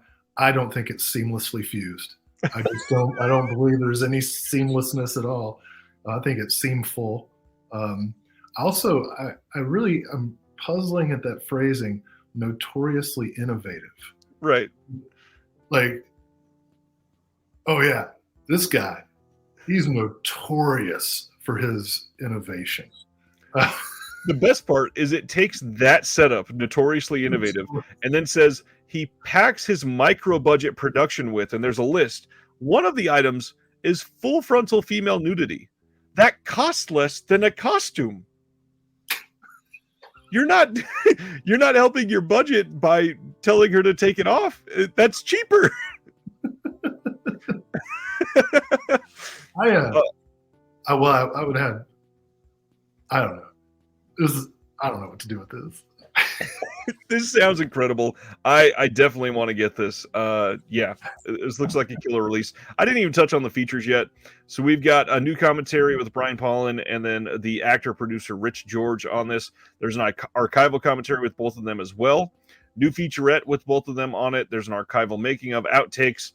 The big thing on here, there's a bonus film called Reap of Evil, and this one is 94 minutes long. This is Brian Paulin's debut, 1994, shot on video gore epic. This is delivered in standard definition with an optional audio commentary featuring Brian Paulin and Rich George as well. I'm glad that they're putting even more into this disc, and it will be a full-blown, awesome, fully loaded to the top Saturn's Core release. But yeah, very, very whimsical with their copy as usual.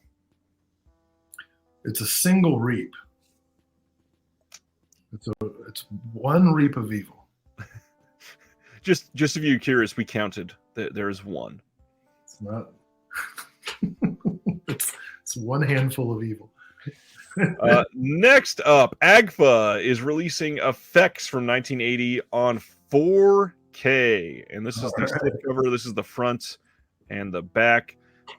This is also going to include After Effects, the documentary with a commentary on it. None of the features on here are listed as new, and there is, I don't know. First off, I love Effects. I gotta say, I don't love AGFA slipcovers recently. I feel like they could do a lot better with the design on those. It's a little out of focus. Yeah. Effects. I'm sure you've seen Effects. What do you think of Effects? Oh man, it's pretty cool. If anybody out there hasn't seen it before, this probably the edition you want to check out. It's a lot of fun. It fills in a lot of sort of history of if you want to kind of get into the orbit of George Romero and his collaborators.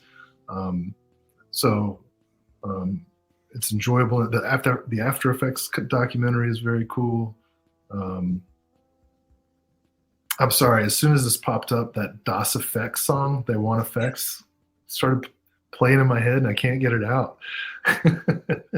I really like Effects. This is probably one of my favorite AGFA films, other than like Leather Boys and She Freak and a couple others. This is up there for one of their better ones that I've enjoyed. Tom Savini, real fun in this. I will say he made an appearance at the Kansas City Crypticon, and I had him sign Effects, and he definitely he double taked at me and be like, "This is what you're picking," sort of thing. It was this was interesting. I love Effects, and I had a bunch of people ask for recommendations, and today this is the first one that I say, if you've never seen it, this is one that I know that I'm willing to put my reputation behind because I love this movie. Next up, Funny Haha from Factory 25. This is not one that I've seen or even heard of, I admit. This is from 2005, and this says Marnie is 23 and wandering the earth, perhaps in search of romance or employment, or perhaps just avoiding both. Mostly, she's just trying to keep her sense of humor as a constellation of friends and would-be lovers engage in their own post-collegiate flailing around her. Rarely have the loose, shaggy rambles of young adulthood felt so alive and uncanny on screen. This was shot on 16 millimeter and originally released in 2002. This is a simple film, straightforwardly composed, but its peculiar rhythms and unexpected cross-currents will always reward repeat viewings. Interesting way to word that. This has a new restoration, conversations with Andrew Bujalski and Kit Zahauer. There's a short film called Puppy Time, creature feature intro with Andrew and Alex Karpovsky. There's an experimental title sequence, and then a booklet with essays by Chuck Klosterman, Tao Lin, and notes by Andrew Bujalski again. I don't know anything about this one. What about you? This is like one of the earliest mumblecore Yep. movies, which is a micro genre that I've never been super high on. I got a lot of class-based resentment, and a lot of these filmmakers are, fucking rich Harvard kids. Not all of them. This guy is. That being said, if you're interested in film history, you kind of do need to know about mumblecore. What it is, hopefully what it was. I disagree on all. Well, not all of this, but most of this. I actually really like mumblecore. All right, and there's I think there's several other mumblecore titles released by partner labels. What else do I know about this one? I saw it. I'm trying to remember. It was all right. There's, it's clever and so insightful about what it's like to be in your early 20s, I guess. All right. Let's move on. Enjoy the Ride Records is bringing us Graveyard Alive from 2003. The story follows Patsy, a shy, dreamy nurse who, after being bitten by a zombie, becomes a flesh-eating sex kitten. With her newfound power, she tries to win back her old flame, the suave and handsome Dr. Dox from Goody, a bitchy young nurse. As the film progresses, Patsy must also learn to deal with her new affliction and to live her life no longer in a romantic dream world, but in a harsher yet ultimately more satisfying reality. Now here we go, mumble gore. My interest is piqued. This one has a booklet with Fangoria editor Michael Gingold on this. We got text by the director Elza Kephart and producer Patricia Gomez Zlatar, commentary with those same individuals, and that is all that is listed. Yeah. This seems very out of left field for Enjoy the Ride compared to what they've been doing. Well, I mean, I hope it's not a zombie film on PowerPoint, but no, this looks like a real movie. So. Yeah, super interesting. Next up, one that I know you'll have more to say about. Yellow Veil Pictures is giving us How to Be Loved from 1963. Yeah. Will, take it away. Oh, well, I haven't seen this. This is what excites me so much about these labels, man. They're filling in these gaps that film historians have overlooked just simply due to availability. This is a film that I know very little about, other than seeing it in a list of important Polish films from the 60s, right? Like in a textbook, but no information about it. So this is a definite one for me. It looks beautiful. I can't wait to see this one. So this is, I believe, 3 months in a row with a film from Haas from Yellow Veil Pictures. During a trip from Warsaw to Paris, an actress reflects on the last few years of her life during the German occupation while hiding a fellow actor wanted for murder. Based on a novel by Kazimierz Brandis and told in a series of vignettes, Haas's psychological tragedy marks the end of the Polish film school and an important transition into the Polish director's career. Nice. Yeah. Just keep killing it. This is here's another one. This is so intriguing. Yeah. Deaf Crocodile is releasing Prague Nights from 1969, and they say, in the vein of horror anthologies like Bava's Black Sabbath, sentence over. I'm done. It's purchased. That is enough right there. The long unseen Prague Nights is a gorgeous and supernatural vision of ancient and modern Prague, caught between mod 60s fashions and nightmarish medieval catacombs, and filled with quabalistic magic, occultic rituals, giant golems, clockwork automatons, and satanic visitors. Wow. Yeah, I was watching the trailer for this earlier today and was just blown away.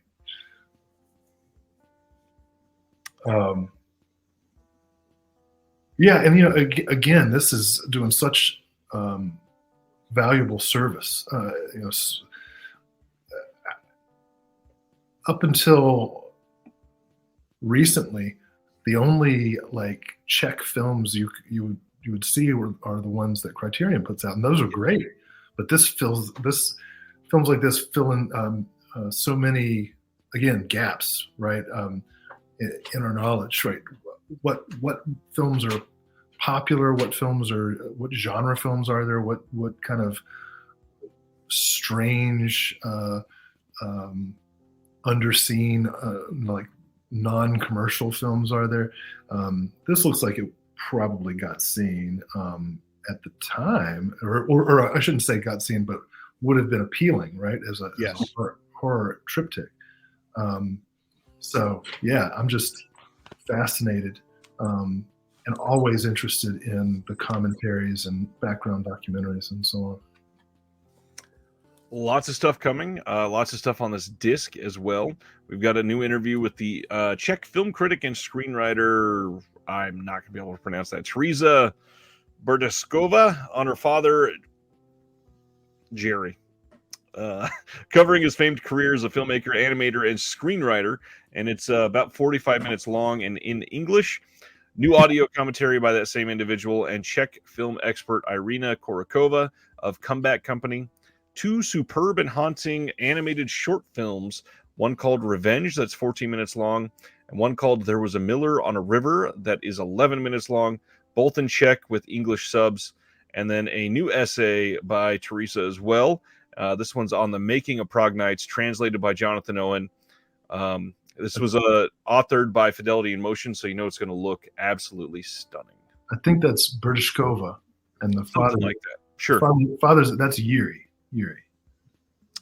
Yep, I'm just calling him Jerry, I guess.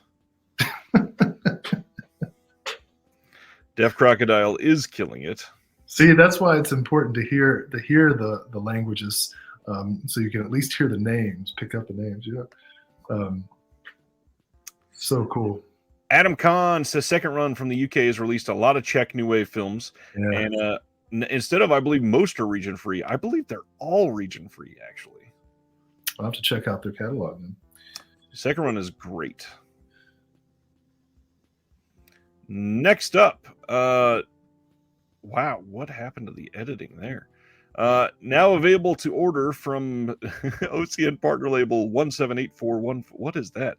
Dark Star Pictures. This is The Queen of Hollywood Boulevard from 2017. And did you look at the trailer or anything for this one? Because the story sounded decent. I wanted this one to look a lot better. No, I didn't see the trailer for this one yet. I just saw that Michael Parks was in it, but this must have been one of his very last performances, right? 2017, yeah. Says, on her 60th birthday, the proud owner of a Los Angeles strip club finds herself in hot water over a 25-year-old debt to the mob, leading her on a downward spiral of violence and revenge through the underbelly of L.A. This one has an audio commentary with the director Orson Oblowitz and lead actress Rosemary Hochschild. Outtakes of readings by legendary author and tattoo artist Jonathan Shaw. Some behind-the-scenes footage and images and deleted scenes. All right. Well, yeah. Next up. Umbrella is releasing Shame from 1988. And this one is directed by Steve Jodrell. And this is region free, has an all-new interview with Steve, has a few people on that. Michael Brinley, Beverly Blankenship, Simone Buchanan, and Paul Barron. Audio commentary with Steve Jodrell and Simone Buchanan and Michael Brinley by themselves.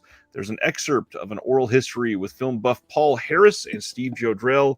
Original footage from the premiere for Shame on ABC TV. And then some other goodies like trailers and such. I've never seen Shame. Have you seen this one? You know, the setup for this film is very similar to Cool as Ice, the Vanilla Ice movie, but then it goes in separate directions. This one goes a lot darker. This film is one that I saw on videotape. I want to say this was VHS days for me. So I'm going to be happy again to see what it actually looks like. I remember this one being pretty scuzzy. We'll see. I can't be totally sure of the accuracy of my memory on that one, but I remember the motorcycle being cool, and there's some uncomfortable stuff in it, obviously, as you can tell from the description. But I remember there being some pretty kick-ass sequences in it too. Today, Erica from Unsung Horrors was asked about this, and she said it's a pretty good rape revenge film with a whole lot of victim blaming. Okay, I was too young to know what that was at the time, but I definitely believe Erica is right. But either way, she said it's good. So Okay. yeah, she is all for it. Next from Connie is Spacked Out from 2000. There was a discussion today in our Discord as well about the title behind this, and I guess there is a UK definition for this word that might make it a word that's a little problematic. So just reading what it's called for everybody once. I won't repeat it again just in case. But supposedly it's a reference to like possibly being spaced out on drugs, perhaps. But the odd thing is this is a Category 3 film. And it sounds pretty damn interesting, and it's selling really well. There's only like 300 and or look at that. Anthony's already got the number there for me. 321 remaining right this moment. Oh, wow. This one is produced by Johnny To and directed by Lawrence Lau. And this says, in the godforsaken satellite city of Toon Moon, 13-year-old Cookie suspects she's pregnant. Lately, things have not been going her way. Her mother left, her father ignores her, her best friend is in reform school, and her boyfriend is off selling bootleg VCDs in bustling Mongkok. Flanked by her ride or dies, Banana, Sissy, and Bean Curd, she journeys into town to find an abortionist. This is director Lawrence Lau updates his 1988 debut Gangs, a shocking account of underage triads, with an all-girls cast surviving on the lowest rungs of gang life after the bosses have long gone legit. Swimming in turn-of-century malaise, this Category 3 youth drama offers a slice of urban grime as our quartet, who can only rely on themselves, navigate drug abuse, bad boyfriends, and library books way past their due dates. This is a very interesting addition to Connie. I'm very curious to see this one. Yeah, well, produced by Johnny To, so lends a certain air. Yep. Before I read the full description, I was like, well, this sounds like kind of like Kids, and then I see it's compared to Kids there at the end of the description. I don't know, man. I got a feeling that movie is going to be depressing. Oh yeah. But I've been slowly working. I've been slowly collecting Connie's entire catalog. There's only a couple titles left, so I'm kind of automatic on this one. Joe Jack says Category 3 and comparisons to Larry Clark's Kids sold. Yeah, that's a easy 1-2 punch for me as well. Next up is Therapy Dogs. This is available from Utopia. The moment I saw this, the first thing I thought was, is this a documentary about 21 Pilots? And then I read on. A chronicle of the last year of high school as two friends set out to make the ultimate senior video. Not much written. Region A Blu-ray, Reunion, A Life After High School, an interview with Matt Johnson and Matt Miller, Slam Dance World Premiere Q&A, commentary with the director and co-writer, and then a couple trailers. And that's Therapy Dogs. I know nothing. I'm intrigued enough to look up the trailer, but I haven't seen anything yet. So I have no comment other than, way to go, guys. Got your movie made. So there's some merchant stuff, but there is one more OCN title that it's going to make it look like I don't have listed. We got to go for it in a minute because it got pulled. My post on that got deleted because there was the word pornos in it, and it got deleted off of Instagram, Facebook, and Twitter. You're not allowed to say the word. I could not post the word pornos. And the crazy thing, they didn't even notify me. I got a wonderful email from Daniel Sibner, who's in the chat right now. Thank you, Daniel. And he said, "Hey, you forgot this post." I'm like, no, I remember editing every specific line when I posted it. And I go and look on every social media where I posted it. They're all gone. And I look at my notifications because Culture Shock had tagged me in their first post on it. That got removed as well. So they had to take all of their stuff and repost it. Made no sense whatsoever. I know. That's the film that I'm most excited about. Me too. So we'll talk about that one in just a minute. There is some cool merch coming out. If you're a fan of some of the great VHS posts that have come out through Vinegar Syndrome or any of the partner labels, VHS Hitfest is giving us Corn Shucker, and this one is with lunch meat. You can get this bright yellow VHS for the Corn Shucker. Or this film Skip Tracer, which love this cover art, but has not been released elsewhere. I thought at first that this might have been the Gold Ninja Video Skip Tracer that they put out. Not the same film, not at all. I'm not a VHS person. No. I get it. I do understand, but not for me. There were two more film books that were put out today by the Film Desk. This first one is a dialogues of, we got Godard on this, but it doesn't even matter. Can't go into too many details because this one was already sold out. And honestly, I haven't checked. The second one's probably sold out already as well. Oh, no, man. Oh, Marguerite Duras. I teach her novel, The Lover. And of course, she wrote Hiroshima, Mon Amour, and Criterion puts out a couple films she directed as well. She's the real deal. Look at that picture. The true picture of 1960s intellectuals, dark glasses and a cigarette. Already sold out? That's a shame. Both books are sold out. Now, we did find out over the last month and a half or so that the Film Desk has done a lot of books, and they are restocking them, but they're also restocking them not just on the first of the month. So you got to be prepared to jump on like the 18th. Yeah. I don't remember when they had their second one go up last month, but it was just out of nowhere, and I saw people started talking about it in the groups. So if you want those books, keep an eye out on those listings. They will likely come back. Well, I guess I'm glad they're selling out quick. That'll encourage them to keep doing it. Yeah. Factory 25 is putting out a branded 45 vinyl adapter here. It's got a nice little logo on the other side, and then they are putting out a Factory 25 hat. And I got to admit, the hat is very expensive for what it looks like. Oh. I was kind of shocked. The hat is priced at $28. I don't know if that's just me. That seems like a lot for that hat. I don't know. It's a lot for a hat. That's more than a shirt. Maybe That's I'm cheap. I don't know. The last piece of merch is Altered Innocence put out a cassette tape only of Hustler White, the soundtrack. They were not releasing the film itself, just the soundtrack on cassette. And heck, this one's already sold out as well. But this, talking about pricing on the last thing, this cassette was $6. So, yeah, very different. Tony, my friend, enjoy your evening. Hopefully, Sydney is treating you well tonight, or today. It's earlier for you for sure. All right, I think we got Aquino, and then back to that OCN title. Burt Reynolds in Malone. This is coming from Kino on August 29th with the new commentary from Steve Mitchell and Nathaniel Thompson. I believe Kino had released this previously, and this is a re-release. I don't know. I don't remember. I think so. Anything to say about Malone, my friend?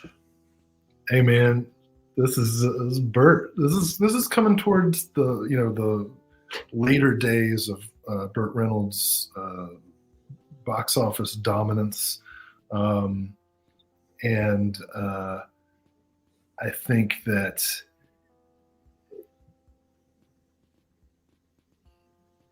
you got to see it. If you haven't seen Malone, I was pausing for a second to think, how am I going to describe this movie? And then I'm looking at the image here, and if you're listening to this as a podcast, Bert is carrying a sawed-off shotgun, walking away from a building that's exploding. And as you know, cool guys don't look at explosions, and Burt Reynolds is the original at that. It's not a good movie, but it's a competent movie, and Burt Reynolds is Burt. Burt, man. And his mustache is his mustache. Oh. This was previously available from Kino. Came out in October of 2015 and went out of print. So this is coming back with a brand new commentary, and I'm glad that people are going to have a chance to pick it up again. So, to quote Joe Bob Briggs, he's the redneck who saved Hollywood, Oh, we do have this one too. What a lovely cover on this. Yeah. Now available to pre-order on DVD only DVD. This will ship on July 12th. This is coming from Putrid Productions and Vile Video Productions. This was just a tie-in with the Biro interview that we talked about earlier. This is Beyond Horror, a 2023 documentary that is directed by Jesse Seitz and Marcus Cook. Beyond Horror is a comprehensive look into the cinematic world of red films, a deep dive into the extreme cinema underground with interviews from the most prominent figures within the community, including Fred Vogel. He's the one that did the August Underground trilogy. Marion Dora, Scott Gorgons, Stephen Biro himself, Michael Todd Schneider, and many more. An essential viewing for anyone interested in boundary-pushing cinema. This is interesting to me, at least. I'm curious to see what some of these people have to say. That cover is so gross, man. You don't like that? I didn't say that. I just said it's gross. It's the perfect shunting. It is. That is like ultimate shunt. All right, going to the next one. Oh man, I'm way out of whack. So Kino is having a Pride Month sale. You can go and buy all kinds of really great Blu-rays and DVDs for some pretty great prices. And the cool thing, many of these are hardly ever on sale. This is actually a good one to check out, and it's going throughout the entire month of June. They also let it be known that their next their next summer sale, which they normally usually announce in June, it's not being announced till after 4th of July. So you got a little bit of a reprieve. It is coming. They are going to have a focus on their Wild Supplies last sale. That's going to be in June as well. They're adding a bunch of titles. So there's a bunch of stuff going out of print for them. So keep an eye out for that. And finally, the last OCN title, like I had mentioned, we are getting from Culture Shock Releasing part of a new line called Late Night Classics, Virgin High and Hot Under the Collar. This is a double feature from 1991 and 1992, and that is the cover for Virgin High. Here's the cover for Hot Under the Collar. And there's some names you might recognize here. We got Linnea Quigley, we got Michelle Bauer, we got Burt Ward. This is pretty cool, and they did specify that Late Night Classics is going to be a new line focusing on video store and cable television favorites. So basically, erotic thrillers and sex comedies, stuff like that. So wait, where did you write porno? So before, their promo here said sex comedies, pornos, erotic thrillers, comedies. Oh, okay. And it had to be amended to take that out.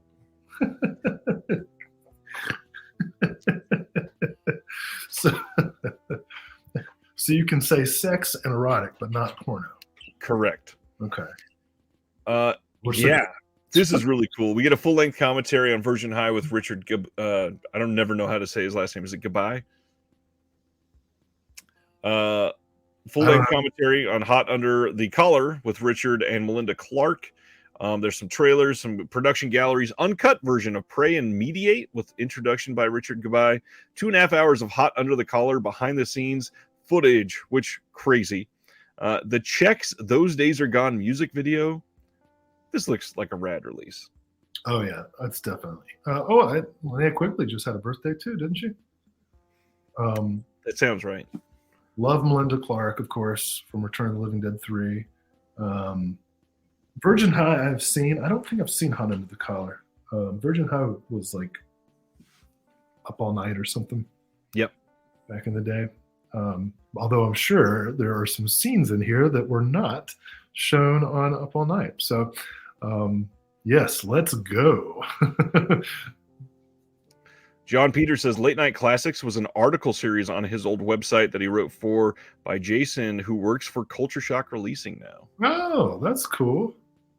Nice background. Must be a nice little passion project then. All right, that is it for announcements. Hell of a week. Lots going on. That was a good 90 minutes plus just for announcements. As always, we normally share what is coming out next week, just in case you forgot or missed it. And there's some big titles, but not a whole lot coming out next week. The Indiana Jones films are getting standalone 4K releases next Tuesday. Clear and Present Danger in 4K. Rules of the Game 4K from Criterion. Renfield comes out next week. Lord of War is getting a 4K Steelbook next week. Private Parts, not the Howard Stern release. Oh, Paul Bartel. I'm so excited about Private Parts coming out.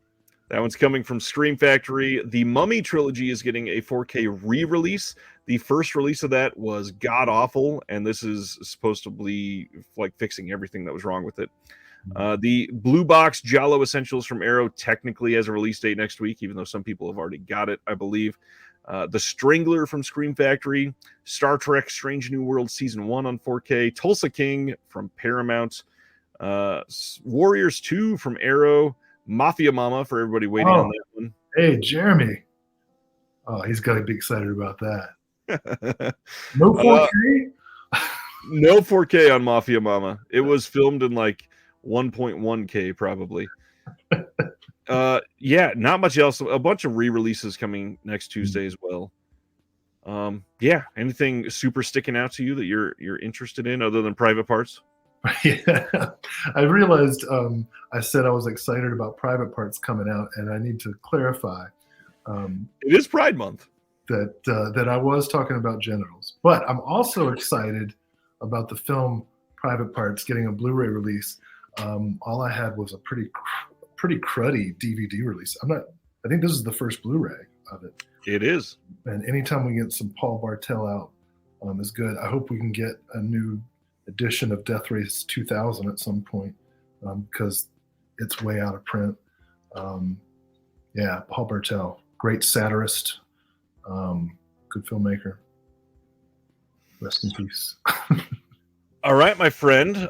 We are now in the portion where we normally go into a discussion, but like I said earlier, some things are changing behind the scenes. There's a lot going on, and Will and I are working on a lot of stuff together lately. Just kind of wanted to deep dive into Will, because we brought you on.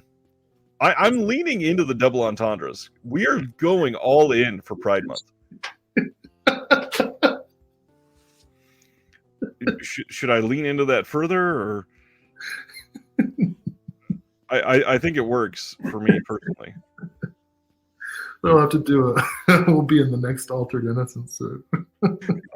So when Will first came on, this is kind of a piece of just wonderful schadenfreude, basically. Will had been looking up some Mondo Macabro stuff, found my video that had Jared from Mondo Macabro in it, watched it, enjoyed it, and started reaching out to me. And when he reached out, he said, let's talk about some Tobe Hooper, and brought you on. We discussed Hooper for an hour, and it was amazing. After that, we brought you on for Reconnected, and I've never been able to shake you since. That's right. It was totally random. I remember exactly what happened too. I was in Albuquerque at an Airbnb that my co-editor of the American Twilight Cinema of Tobe Hooper book, Chris Woofter, had secured. We were supposed to meet there and stay and present at this conference, the Southwestern Popular Culture Association conference. He ended up having to cancel his trip. And then another person who was supposed to meet us there canceled her trip. So I was just there in the house alone, this bungalow. I went and gave my presentation and then just like ditched the conference and stayed in this bungalow for like 4 days completely alone. Like I went like full days without even making a sound. I was like, that's how alone I was. And just looking stuff, I was working on a writing project and spending money on movies. And yeah, so I was looking for some info on some Mondo Macabro releases, and your video popped up, and I watched it and was like, well, that's a goddamn good interview right there. And so I looked into your stuff, and it was way later. It was like several months after that I actually cold emailed you, right? Yeah, I think it was like June or July even. Yeah, it was February that I found it, and yeah, and I was just like, I had no idea how to promote the book, and I still don't, because I don't think that many people have actually watched the interview video. I think it's like maybe 400 views, but but I was like, I got to do something to promote this book, and so and you were so kind and great. I did not expect you to even reply to my email, but you did, and yeah, the rest is history. I'm glad to have gotten not just connected to you, but I've kind of gotten a little bit into the community on the Discord every now and then, and yeah, this is such a strange genre of media, right? Because it's a totally digital-based celebration of physical media. Right. And there's like there are so many shows, but I honestly I've sampled a lot of them, and I think everybody watching would agree. This is a top tier show, even when I'm on. Just because of a combination of knowledge and appreciation and connection with the audience that you bring. So I have a lot of respect for what you put together in these couple years that you've been doing this. Well, I appreciate that. It has been a very rewarding time just to get to know you. I mean, the ability for us to connect on things that have been important to both of us for so long has been just really gratifying. A lot of the things that I've learned, a lot of the things that I've discovered that I likely never would have without talking to you has been fantastic. I am eager to see what comes next, but one of the things that we really never got a lot of a personal background on is the actual Will. Like this is the point where we are going to discuss what made Will go into film, what made Will go into teaching film, and it's open to you all as well. So if you have questions, please put them in there. I'm gonna be asking questions of my own, just so we can have it documented somewhere for our history for this Love Fest.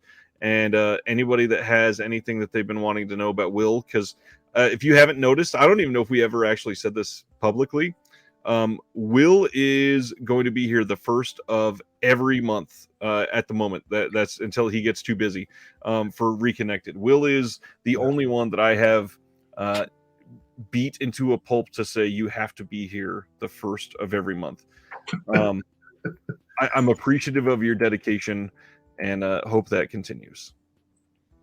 Yeah, absolutely.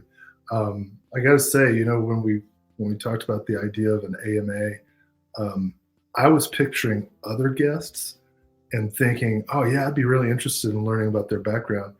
And now I'm sitting here super uncomfortable. at the idea of talking about like who gives a shit, you know. But that's the thing. A lot of people genuinely have fallen in love with your film discourse and your ability to be a welcoming individual for others, which is one of the reasons why you fit so well on this channel, because we have a lot of the same sensibilities. Yeah. And it is important to both of us to talk about inclusivity and accessibility and Yeah. representation and everything. So it might be a little uncomfortable, but it's worth it. Remember, we're pushing out of that comfort zone. Yeah, and on top of that, you have actual fans like Chris Silvestri. I don't think he's watching because he hasn't commented yet, but he calls you Will the Thrill Dodson every single time that we discuss. You've got people that say the doctor's here. Like, everybody loves to see you on the show. Well, I don't know. I quit drinking, so I can hear no bottles, so that's a good thing. Yeah, I'm probably boring now. So, I mean, what was the original inspiration? How did you first fall in love with film? Where did that come from? Oh man, I grew up in the middle of the Jefferson National Forest, a cabin in the woods. It was a one lane dirt road for 2 miles to the nearest paved road. And it was a paved road with no lines. It was like one of those 1.5 lane roads where, like, if you see somebody coming, you got to like, kind of play chicken with them. So I didn't really watch movies growing up because my folks were kind of back to the landers. We grew our own food, and it wasn't like a cult or anything. It was just extremely rural. And so I don't know, when did we get access to cable TV? I guess I was around 11 or 12 when we got TV. And when everybody would go to bed, I would watch the late night stuff. So that's how I got introduced. I got introduced to exploitation movies really before anything else. But I wasn't really serious about movie. I think I've told this story before. I feel like the first movie that like changed me was Slumber Party Massacre 2. I had just gone. It was my first year at college, where I was like, I was a double major in English and philosophy. Why? It was like an accident. It was like the first 2 professors I met who I liked. I was like, oh, I'll take your classes. Anyway, so I was getting into that stuff, and then some friends and I went to a video store, and I saw Slumber Party Massacre 2. And I'm sure most people are familiar with the box art. It's like dude in a leather outfit with a red guitar with a drill bit on the top of it. I was like, oh, I want to see this. And it's such a strange and compelling movie. I just started watching it over and over again. And then was like, if film can be like this, I need to see everything. Yep. So I got a job at a video store called Movies, which was cow themed. Because that's the brand. Some corporate people got together and like, you know what would make people want to rent movies? If we made the store look like a cowhide. And the stickers on the tape said, if you don't mind, could you please rewind? I love that it affected you so much you still remember that. Oh, man, that shit. And okay, so literally what I did, because we got free rentals, I started in the horror section at A, and just would get like 5 movies at a time until I finished the whole section, and then went to the next section. Kept doing it. So that's how I got into movies. Jeez. Question from John Peters: how many in the Discord would pass your classes? Well, I mean, it depends on how many people do the very reasonable amount of homework I ask for. If Dylan and Christian are still on, they're both guys who have taken classes with me. I think well, I used to be a lot more strenuous, but at this point, I've kind of given up on our youth. And so I, They're too loud and stupid, right? I ask, I feel like um, the amount of effort I ask for is pretty minimal. Dylan's here. Yeah, I mean, like, so Dylan is the guy who did the 36-minute documentary about Penelope Spheris as his final project for the cult films class. And it was great. It was a great documentary.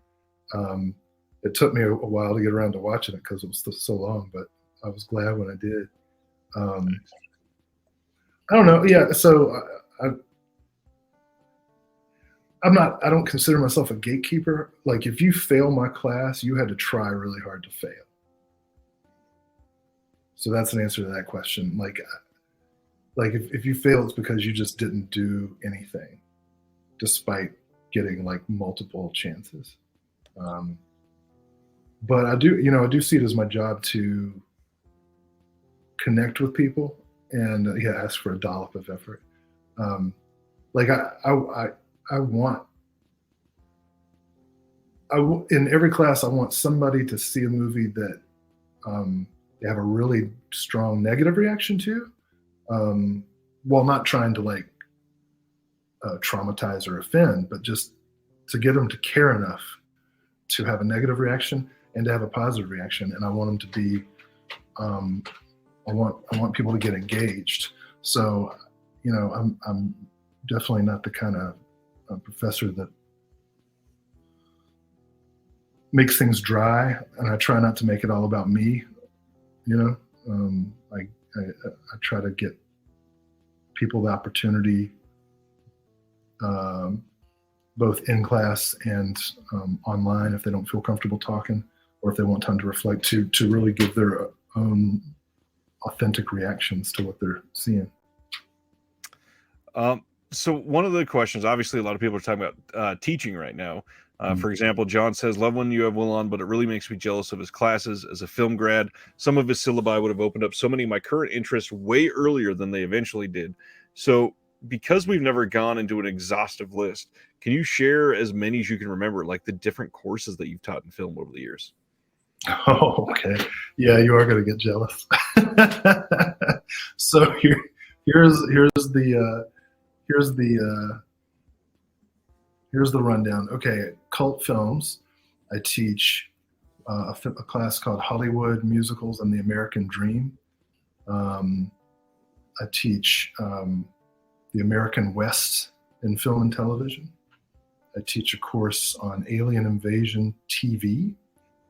I teach a course on Kurosawa and Shakespeare. So that's The Bad Sleep Well, Throne of Blood, and Ron.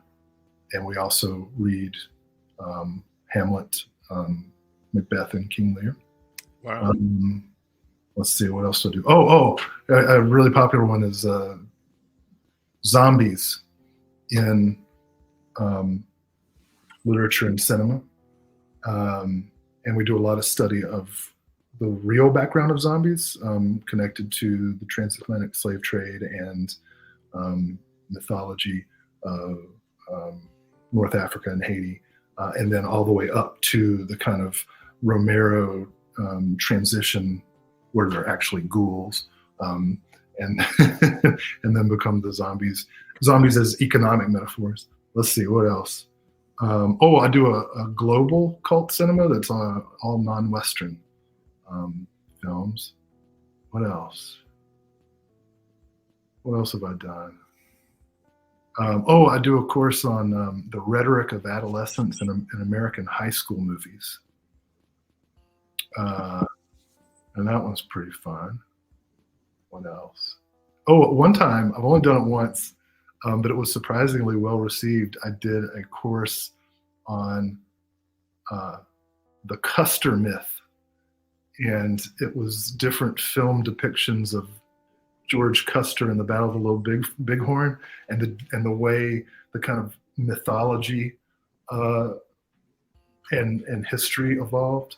So we looked at They Died with Their Boots On, Custer of the West, Fort Apache, Little Big Man, stuff like that. Um, That is so very specific. yeah, I get really. I do a course that's just on George Romero. That one's obviously super popular. I haven't gotten to do a Toby Hooper class yet. I don't know if I ever will, because I have to propose these things. And then an intro to film history that's kind of a combination of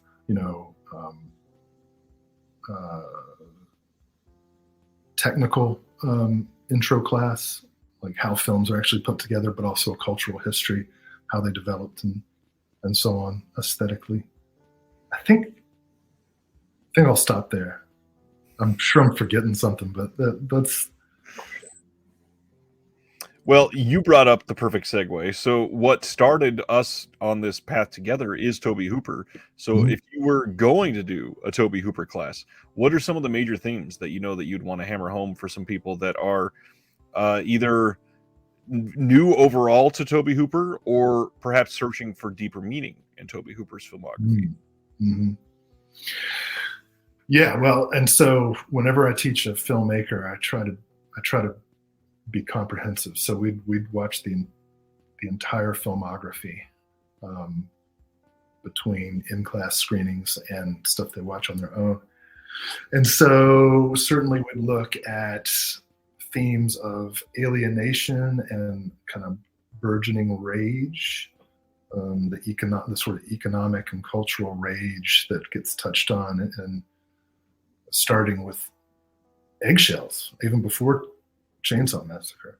The tension between like the young generation, the hippie generation, and the sort of weird transitional period where the sort of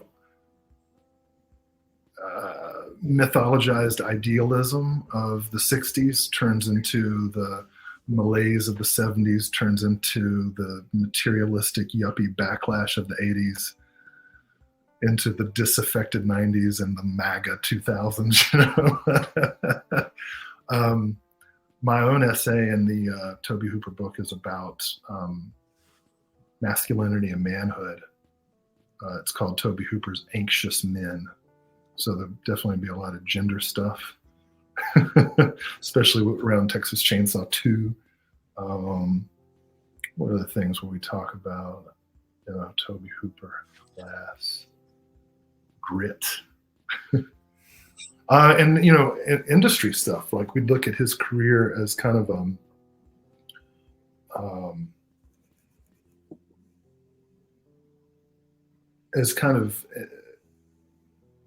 and what it reveals about the industry. Like, Hooper got into the industry kind of sideways. It was during that tourist period of the 70s. But his film gets like tied up with the mob who are sucking all the profits away from it. And then, he gets into a couple of bad deals, gets to Cannon and, does the Poltergeist project with Steven Spielberg. And, as Joe Bob Briggs has written and spoken about, Hooper was never really good at the schmoozing, right, that you have to do. And just something I can relate to. It's why I'll never advance in my career. I'm really bad at schmoozing. Me too. Ugh. I like talking to you. You're like, this is a genuine person that I'm talking to, not some fucking ego in a suit. Right, right. I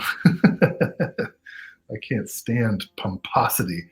And unfortunately, I'm in a profession where everybody's pompous. And I don't know why. We don't make any money. We don't have any status in society. But, people get in their little corner and they're like, I'm the king of T.S. Eliot.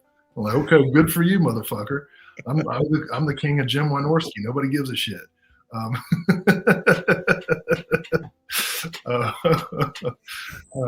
What was I talking about? Oh, well, yeah. So that was my illustration of why Toby Hooper was bad at schmoozing. So yeah, that kind of stuff. I'm really into economic and kind of class tensions in Hooper, so that would be something I hit on a lot. Terry wants to know, do you have any directors that you would consider doing a class for that might not fit in a collegiate setting? Well, see, there is one thing I'm good at, and that is writing up a syllabus that makes pretty much anything look like it belongs in a collegiate setting. I mean, 17 years of UNC Greensboro students are conversant in Frankenhooker, you know? 17 years of UNC Greensboro students know who this is behind me, you know? And I'm very proud of that. That's something that I'm unreservedly proud of. Is there any director that I think would not be appropriate for a college setting? Oh, wait, what was the exact wording on the question? Any director that you would consider doing for a class that might not fit in a collegiate setting. Oh, okay, so somebody I actually would want to do, but might not fit in a collegiate setting. I don't know. I feel like it's not the filmmaker; it's the approach to the filmmaker. Yeah, and the films themselves, because there's different outputs for filmmakers. Right. So, like now, I could do an Adam Rifkin class that gives us the complete evolution of the artist. And class, you'll see week 3 is the Riff Coogan era. Please come in and. Oh, man. And this is a lenticular slipcover, as you can see. No, I think, you know, and obviously I am fairly director centered. I think that filmmaking, perhaps more than any other art, is a collaborative art, and that the role of the director is to guide the collaboration. So for me, it usually starts with the director, but I don't necessarily have to do a director-centric course. I could do an actor or cinematographer or even an editor. I don't know if I'd do a... Yeah, I mean, like, you know, you can approach it anyway. I can't think of a director that I wouldn't think could fit. There's got to be, right? No, because I mean, you know, even if you teach films that are, you know, quote unquote bad, either on a technical level or they don't fit the culture's expectations, like, you know, do a course on, say, Ed Wood or Herschel Gordon Lewis or who's that guy? Mulligan or Jess Franco or Ray Dennis Steckler. I mean, there's all kinds of ways that you could lean into this. I saw how you snuck Jess Franco in there. I don't know, that's a different. Yeah, no, I think you could do a really interesting and compelling course featuring all of those. You know, anything with outsider art is interesting. I prefer not to do classes that emphasize large budget, kind of slick Hollywood stuff, because the other faculty do that. Right. I'm the only one who does what I do. There's no professors fighting over Doris Wishman titles. Well, frankly, I'm one of the only professors that like makes a point to show films by women filmmakers and non-white filmmakers, and because, you know, and I don't blame people for this, but people teach what they've learned themselves, and I think it's really easy to get complacent in what you've learned and get comfortable. Like, hey, you know, I can teach these same classes, these same films over and over, and have more time to do my research or spend time with my family. Or, you know, you can say, I'm going to do this extra work to learn what I don't know about and teach classes that are going to be difficult because I'm learning as I go. I'm not saying every professor is like that, but too many are. I'm not saying that I'm any good, because I might not be. Actually, I certainly have not been rewarded with status or tenure or anything like that.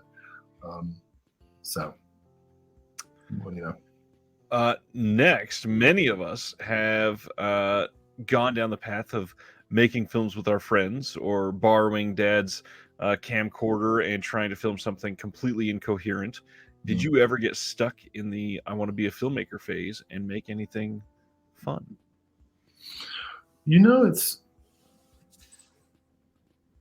I have to say, I'm a pretty shallow person.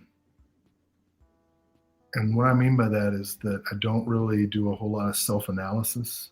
I just kind of like, I'll be like, or I'll try and I can't get anywhere, And here's why this is relevant. So I decided when I was in college to make a movie. I had a great concept. It was called Quaker College Massacre.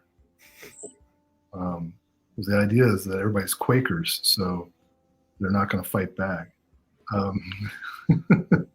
Also, I went to a Quaker college, but I'm not a Quaker myself, and I found Quakers fascinating. They didn't look at all like the oatmeal guy. They're like regular people, but they had a serenity about them. And I was like, what is this all about? You're like all happy, and most of them were just high. Not because they were Quakers, but because they were teenagers. Anyways, so I had this idea for a movie. I had a professor who was actually into, I found this out. I wrote, okay, let me get to the answer the long way. I had to, the first paper I had to write in college was about the Flannery O'Connor short story, A Good Man Is Hard to Find. Maybe some of you out there know it. And if you know that story, you'll know that the title of my paper is a genius level joke. I titled it, Good, Bad, I'm the Guy with the Gun, right? Which of course is one of the best lines spoken by Ash in Army of Darkness. So I turned in the paper, which got a B. But the professor gave it back and wrote, I love that movie, because he had gotten it. Oh man, this is the guy I want to know. And it turned out that he was really into exploitation movies, into Herschel Gordon Lewis, all that stuff. And he taught the occasional film class, but they never let him do stuff like exploitation stuff. So I kind of became friends with this guy, and we would watch horror movies together. Like every now and then, he'd have me over, and we'd watch some video. So anyway, I told him I wanted to make a movie. Told him my idea, Quaker College Massacre, and he was like, "Let's do it." And he read my script, which was really just 40 pages of different kill scenes with a very nominal story. So it would have been a typical slasher movie. But here's the problem. This is like 1996, and it's not a very well endowed school in terms of its media stuff. All they had were giant VHS camcorders. So I was shooting on VHS tape, and then I was trying to learn how to edit on essentially two VCRs next to each other. Yep. So I shot probably 40 minutes of footage and edited together 2 or 3 sequences. And what I shot was pretty funny. Like, I wish I'd finished it. Outside of that, I've made a couple of like music videos. My sister is an editor. I should have led with this. I'm really pretty good at composing shots and writing stuff. My sister's an actual filmmaker. She's in Hollywood. Stan's better. She's an editor, and she's edited mostly documentaries. She's got she edited a film which you can see on Amazon Prime called Underplayed. It's about women in the electronic music industry. She is, I can't say what else she's doing right now, but she has 2 big projects that are about to come out. So she's actually made it. She's a super success, and I live in a rental.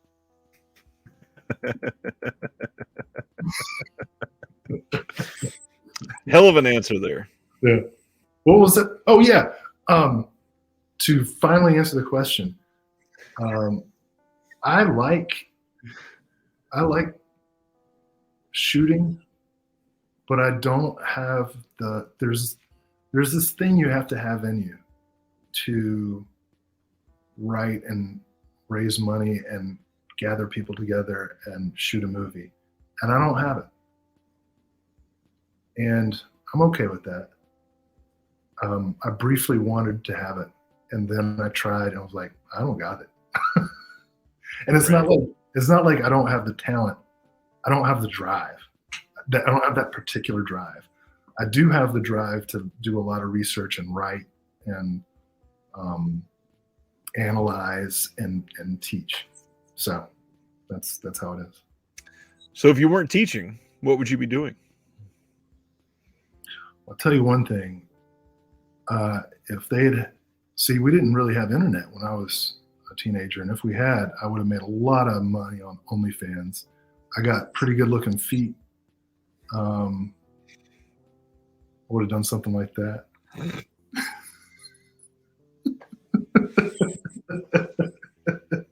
What would I do if I wasn't teaching? Shit, I feel like I hardly ever teach because I spend most of my time filling out assessment forms and rubrics and bullshit like that. So I,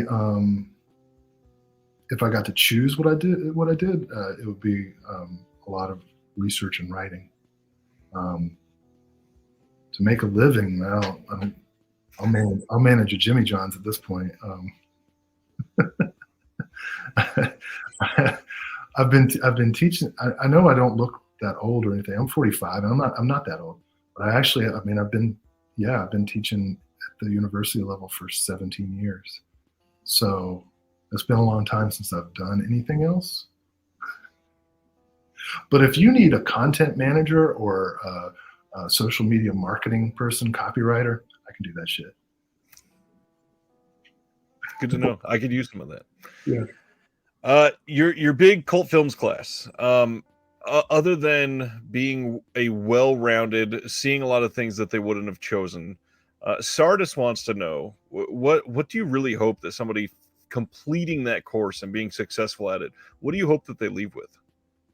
Bouncer. I could be a bouncer at like a club. What do I hope they leave with? I don't want to sound too cheesy, but it is really true that. Well, let me say two things. So on. Oh, that's great. So I hope anybody who takes a class with me, I hope two things. One, on a cultural, historical, aesthetic level, that they get interested and curious enough to start seeking things out on their own. Whatever the genre, whatever the content of that course is, I want to get them interested. But I'm also, I'm very cognizant that, especially for, I work at a minority serving institution. I work at a high first generation student institution. And, a lot of them don't have the luxury to just be like, oh, I'm going to come, party and take fun courses for 4 years and then graduate. A lot of them come in with the understanding that they're investing in themselves to prepare for whatever profession they might go into. And so I'm a humanities professor. I teach primarily film courses, but I also teach literature and rhetoric and writing. I teach applied ethics courses as well. And so the other really important thing is I want students to develop their understanding of how to communicate effectively, whether that's in writing, whether it's through, I have a lot of like video editing projects that people do, stuff that the kind of thing that they might make in a reel if they're going into some media industry, or something that they might put on the internet to create their own media channels like this one.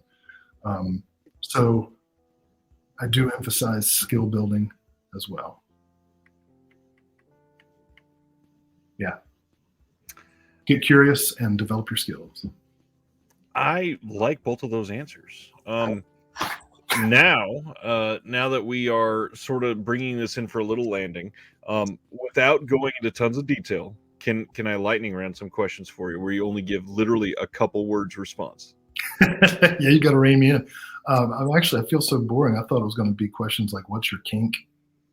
Well, that's part of lightning round. Are you ready? So genuinely, I'm going to try to spit these out as fast as I can, and just off the top of your head, what means the most to you in that moment? So, easy ones first. Your favorite director?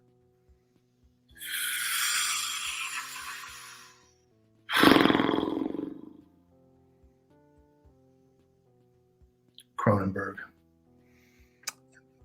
The best director? Oh.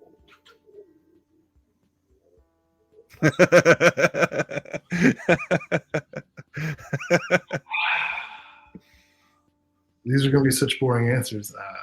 Kubrick. The best acting performance? Best. Best, not favorite. See, yeah. I don't. These objective questions. No, nope. Two words. Come on. Unless it's a name with 3 words. Best acting performance. Yeah.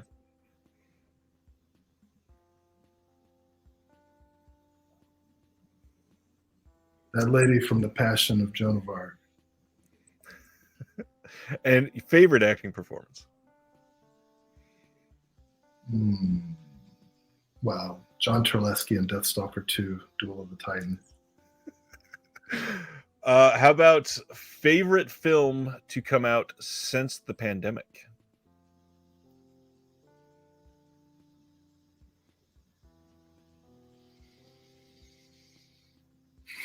Theatrical or? Yes.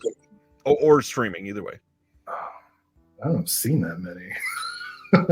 Favorite film to come out since the pandemic? Fuck, you know what? I'm going to Evil Dead Rise.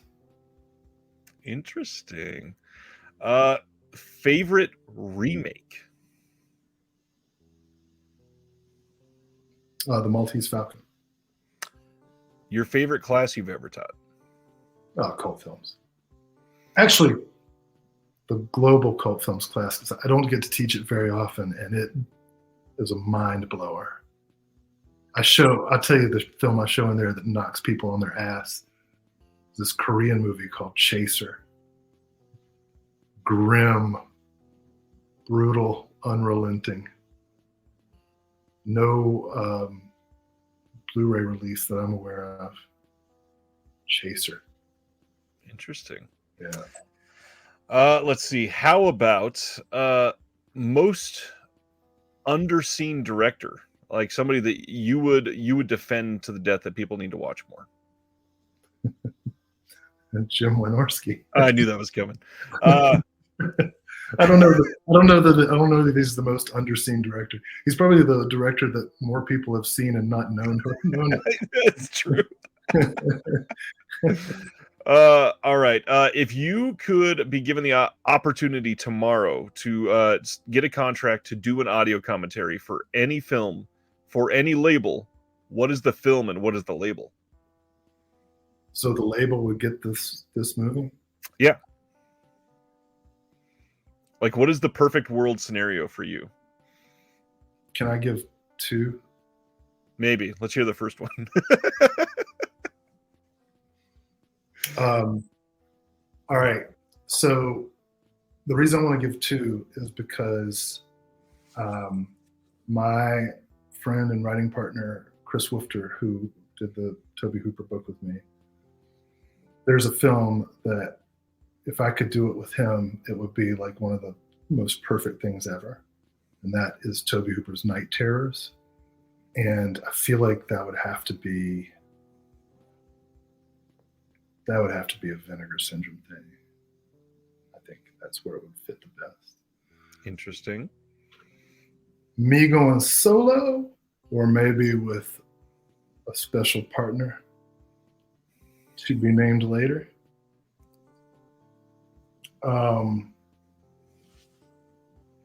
This would actually have to be Shout Factory, and I'll explain why in a moment. Jim Wynorski's Not of This Earth, produced by Roger Corman. Has not been released on Blu-ray. Has a great Jim Wynorski commentary on the DVD, but I want to say some stuff about it too. Interesting. Starring Tracy Lords. Love Not of This Earth. It needs a 4K. That was a very Joe Bob Briggs cadence of starring Tracy Lords there. I probably should have mentioned that in the How'd You Get Interested in Film? My dad gave me, actually, I think I might have just taken it. My dad had a copy of Joe Bob Goes to the Drive-In, a collection of his movie reviews. And I took it as a kid, and I didn't really read it until I was like in my 20s. And I had seen him on Monster Vision, but wasn't like an obsessive fan. But then I started reading his stuff, and I got all of his books. And then I got obsessed with him and realized he's probably the greatest film scholar and historian ever to live. Nice. Let's see, just a couple more. What is the film you've seen the most in your life, you think?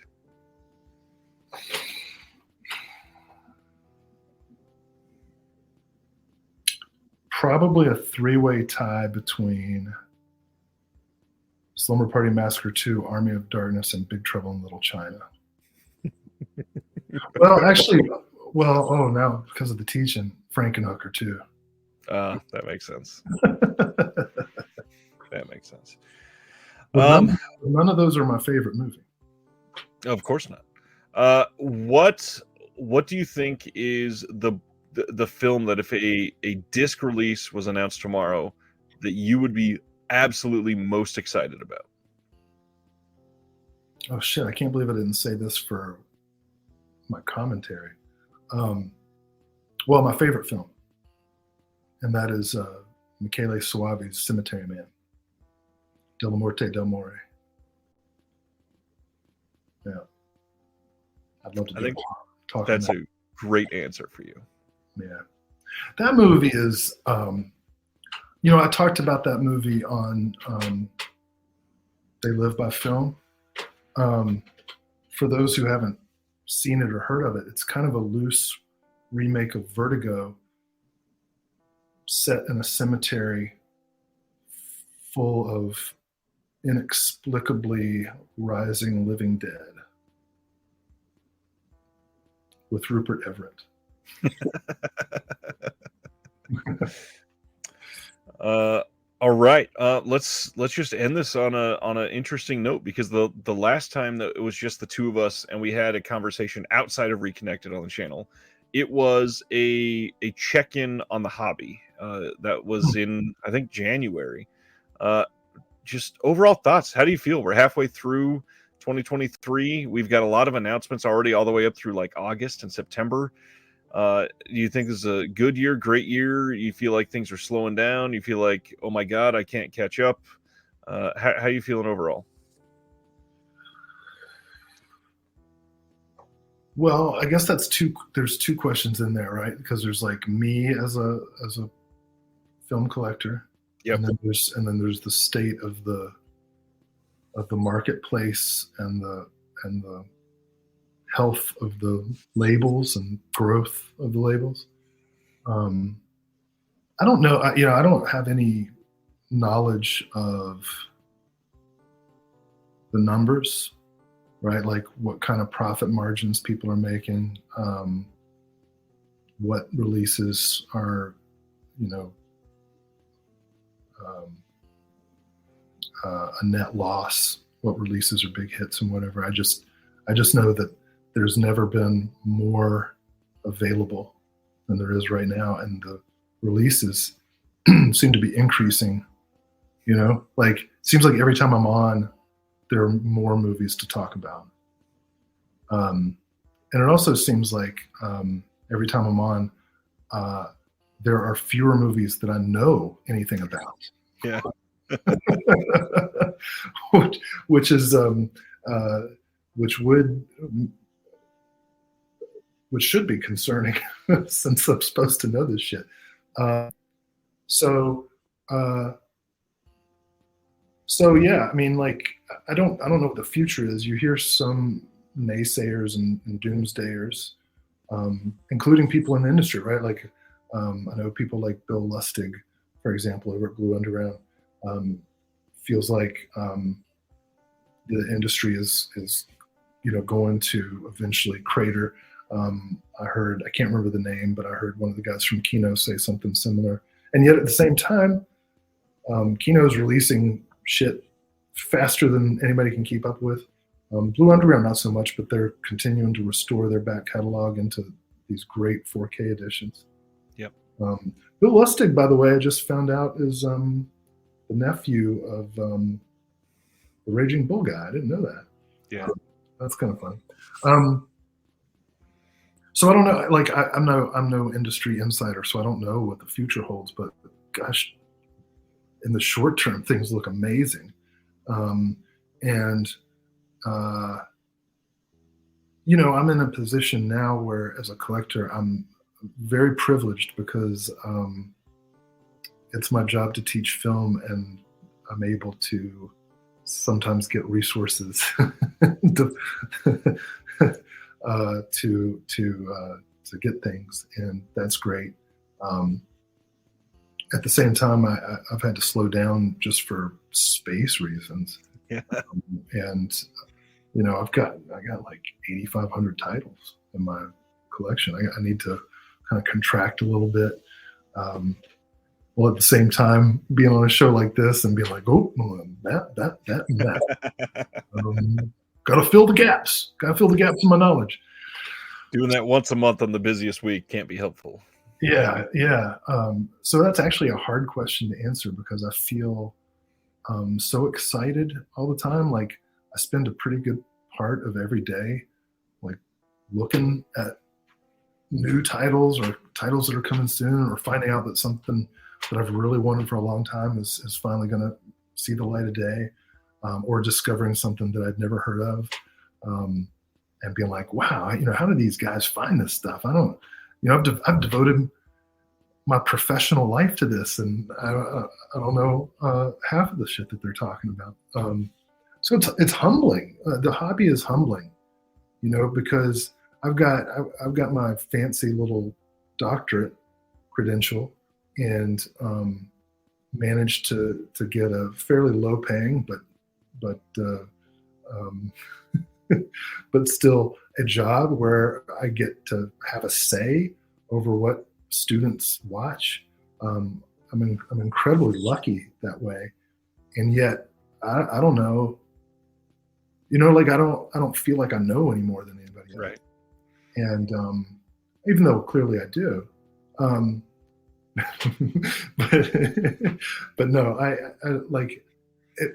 What I really like about the hobby now is that I used to feel completely alone, and now I can see that there are other weirdos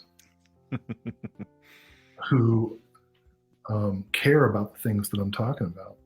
Do I get a discount with that doctorate? No, it's a public school doctorate. It's like barely. He said you get a discount with that doctorate, so you get some releases at least. Oh, yeah. No, I don't get a discount, but I don't care because the school's paying for it.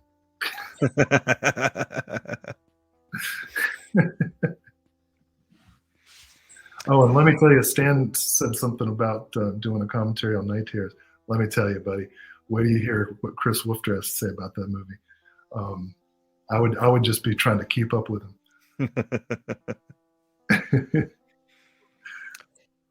Sardis is saying the sheer number of films that are available now is only overshadowed by those not available. It's a great time to be involved in film exploration, and we 100% agree. Really is. It's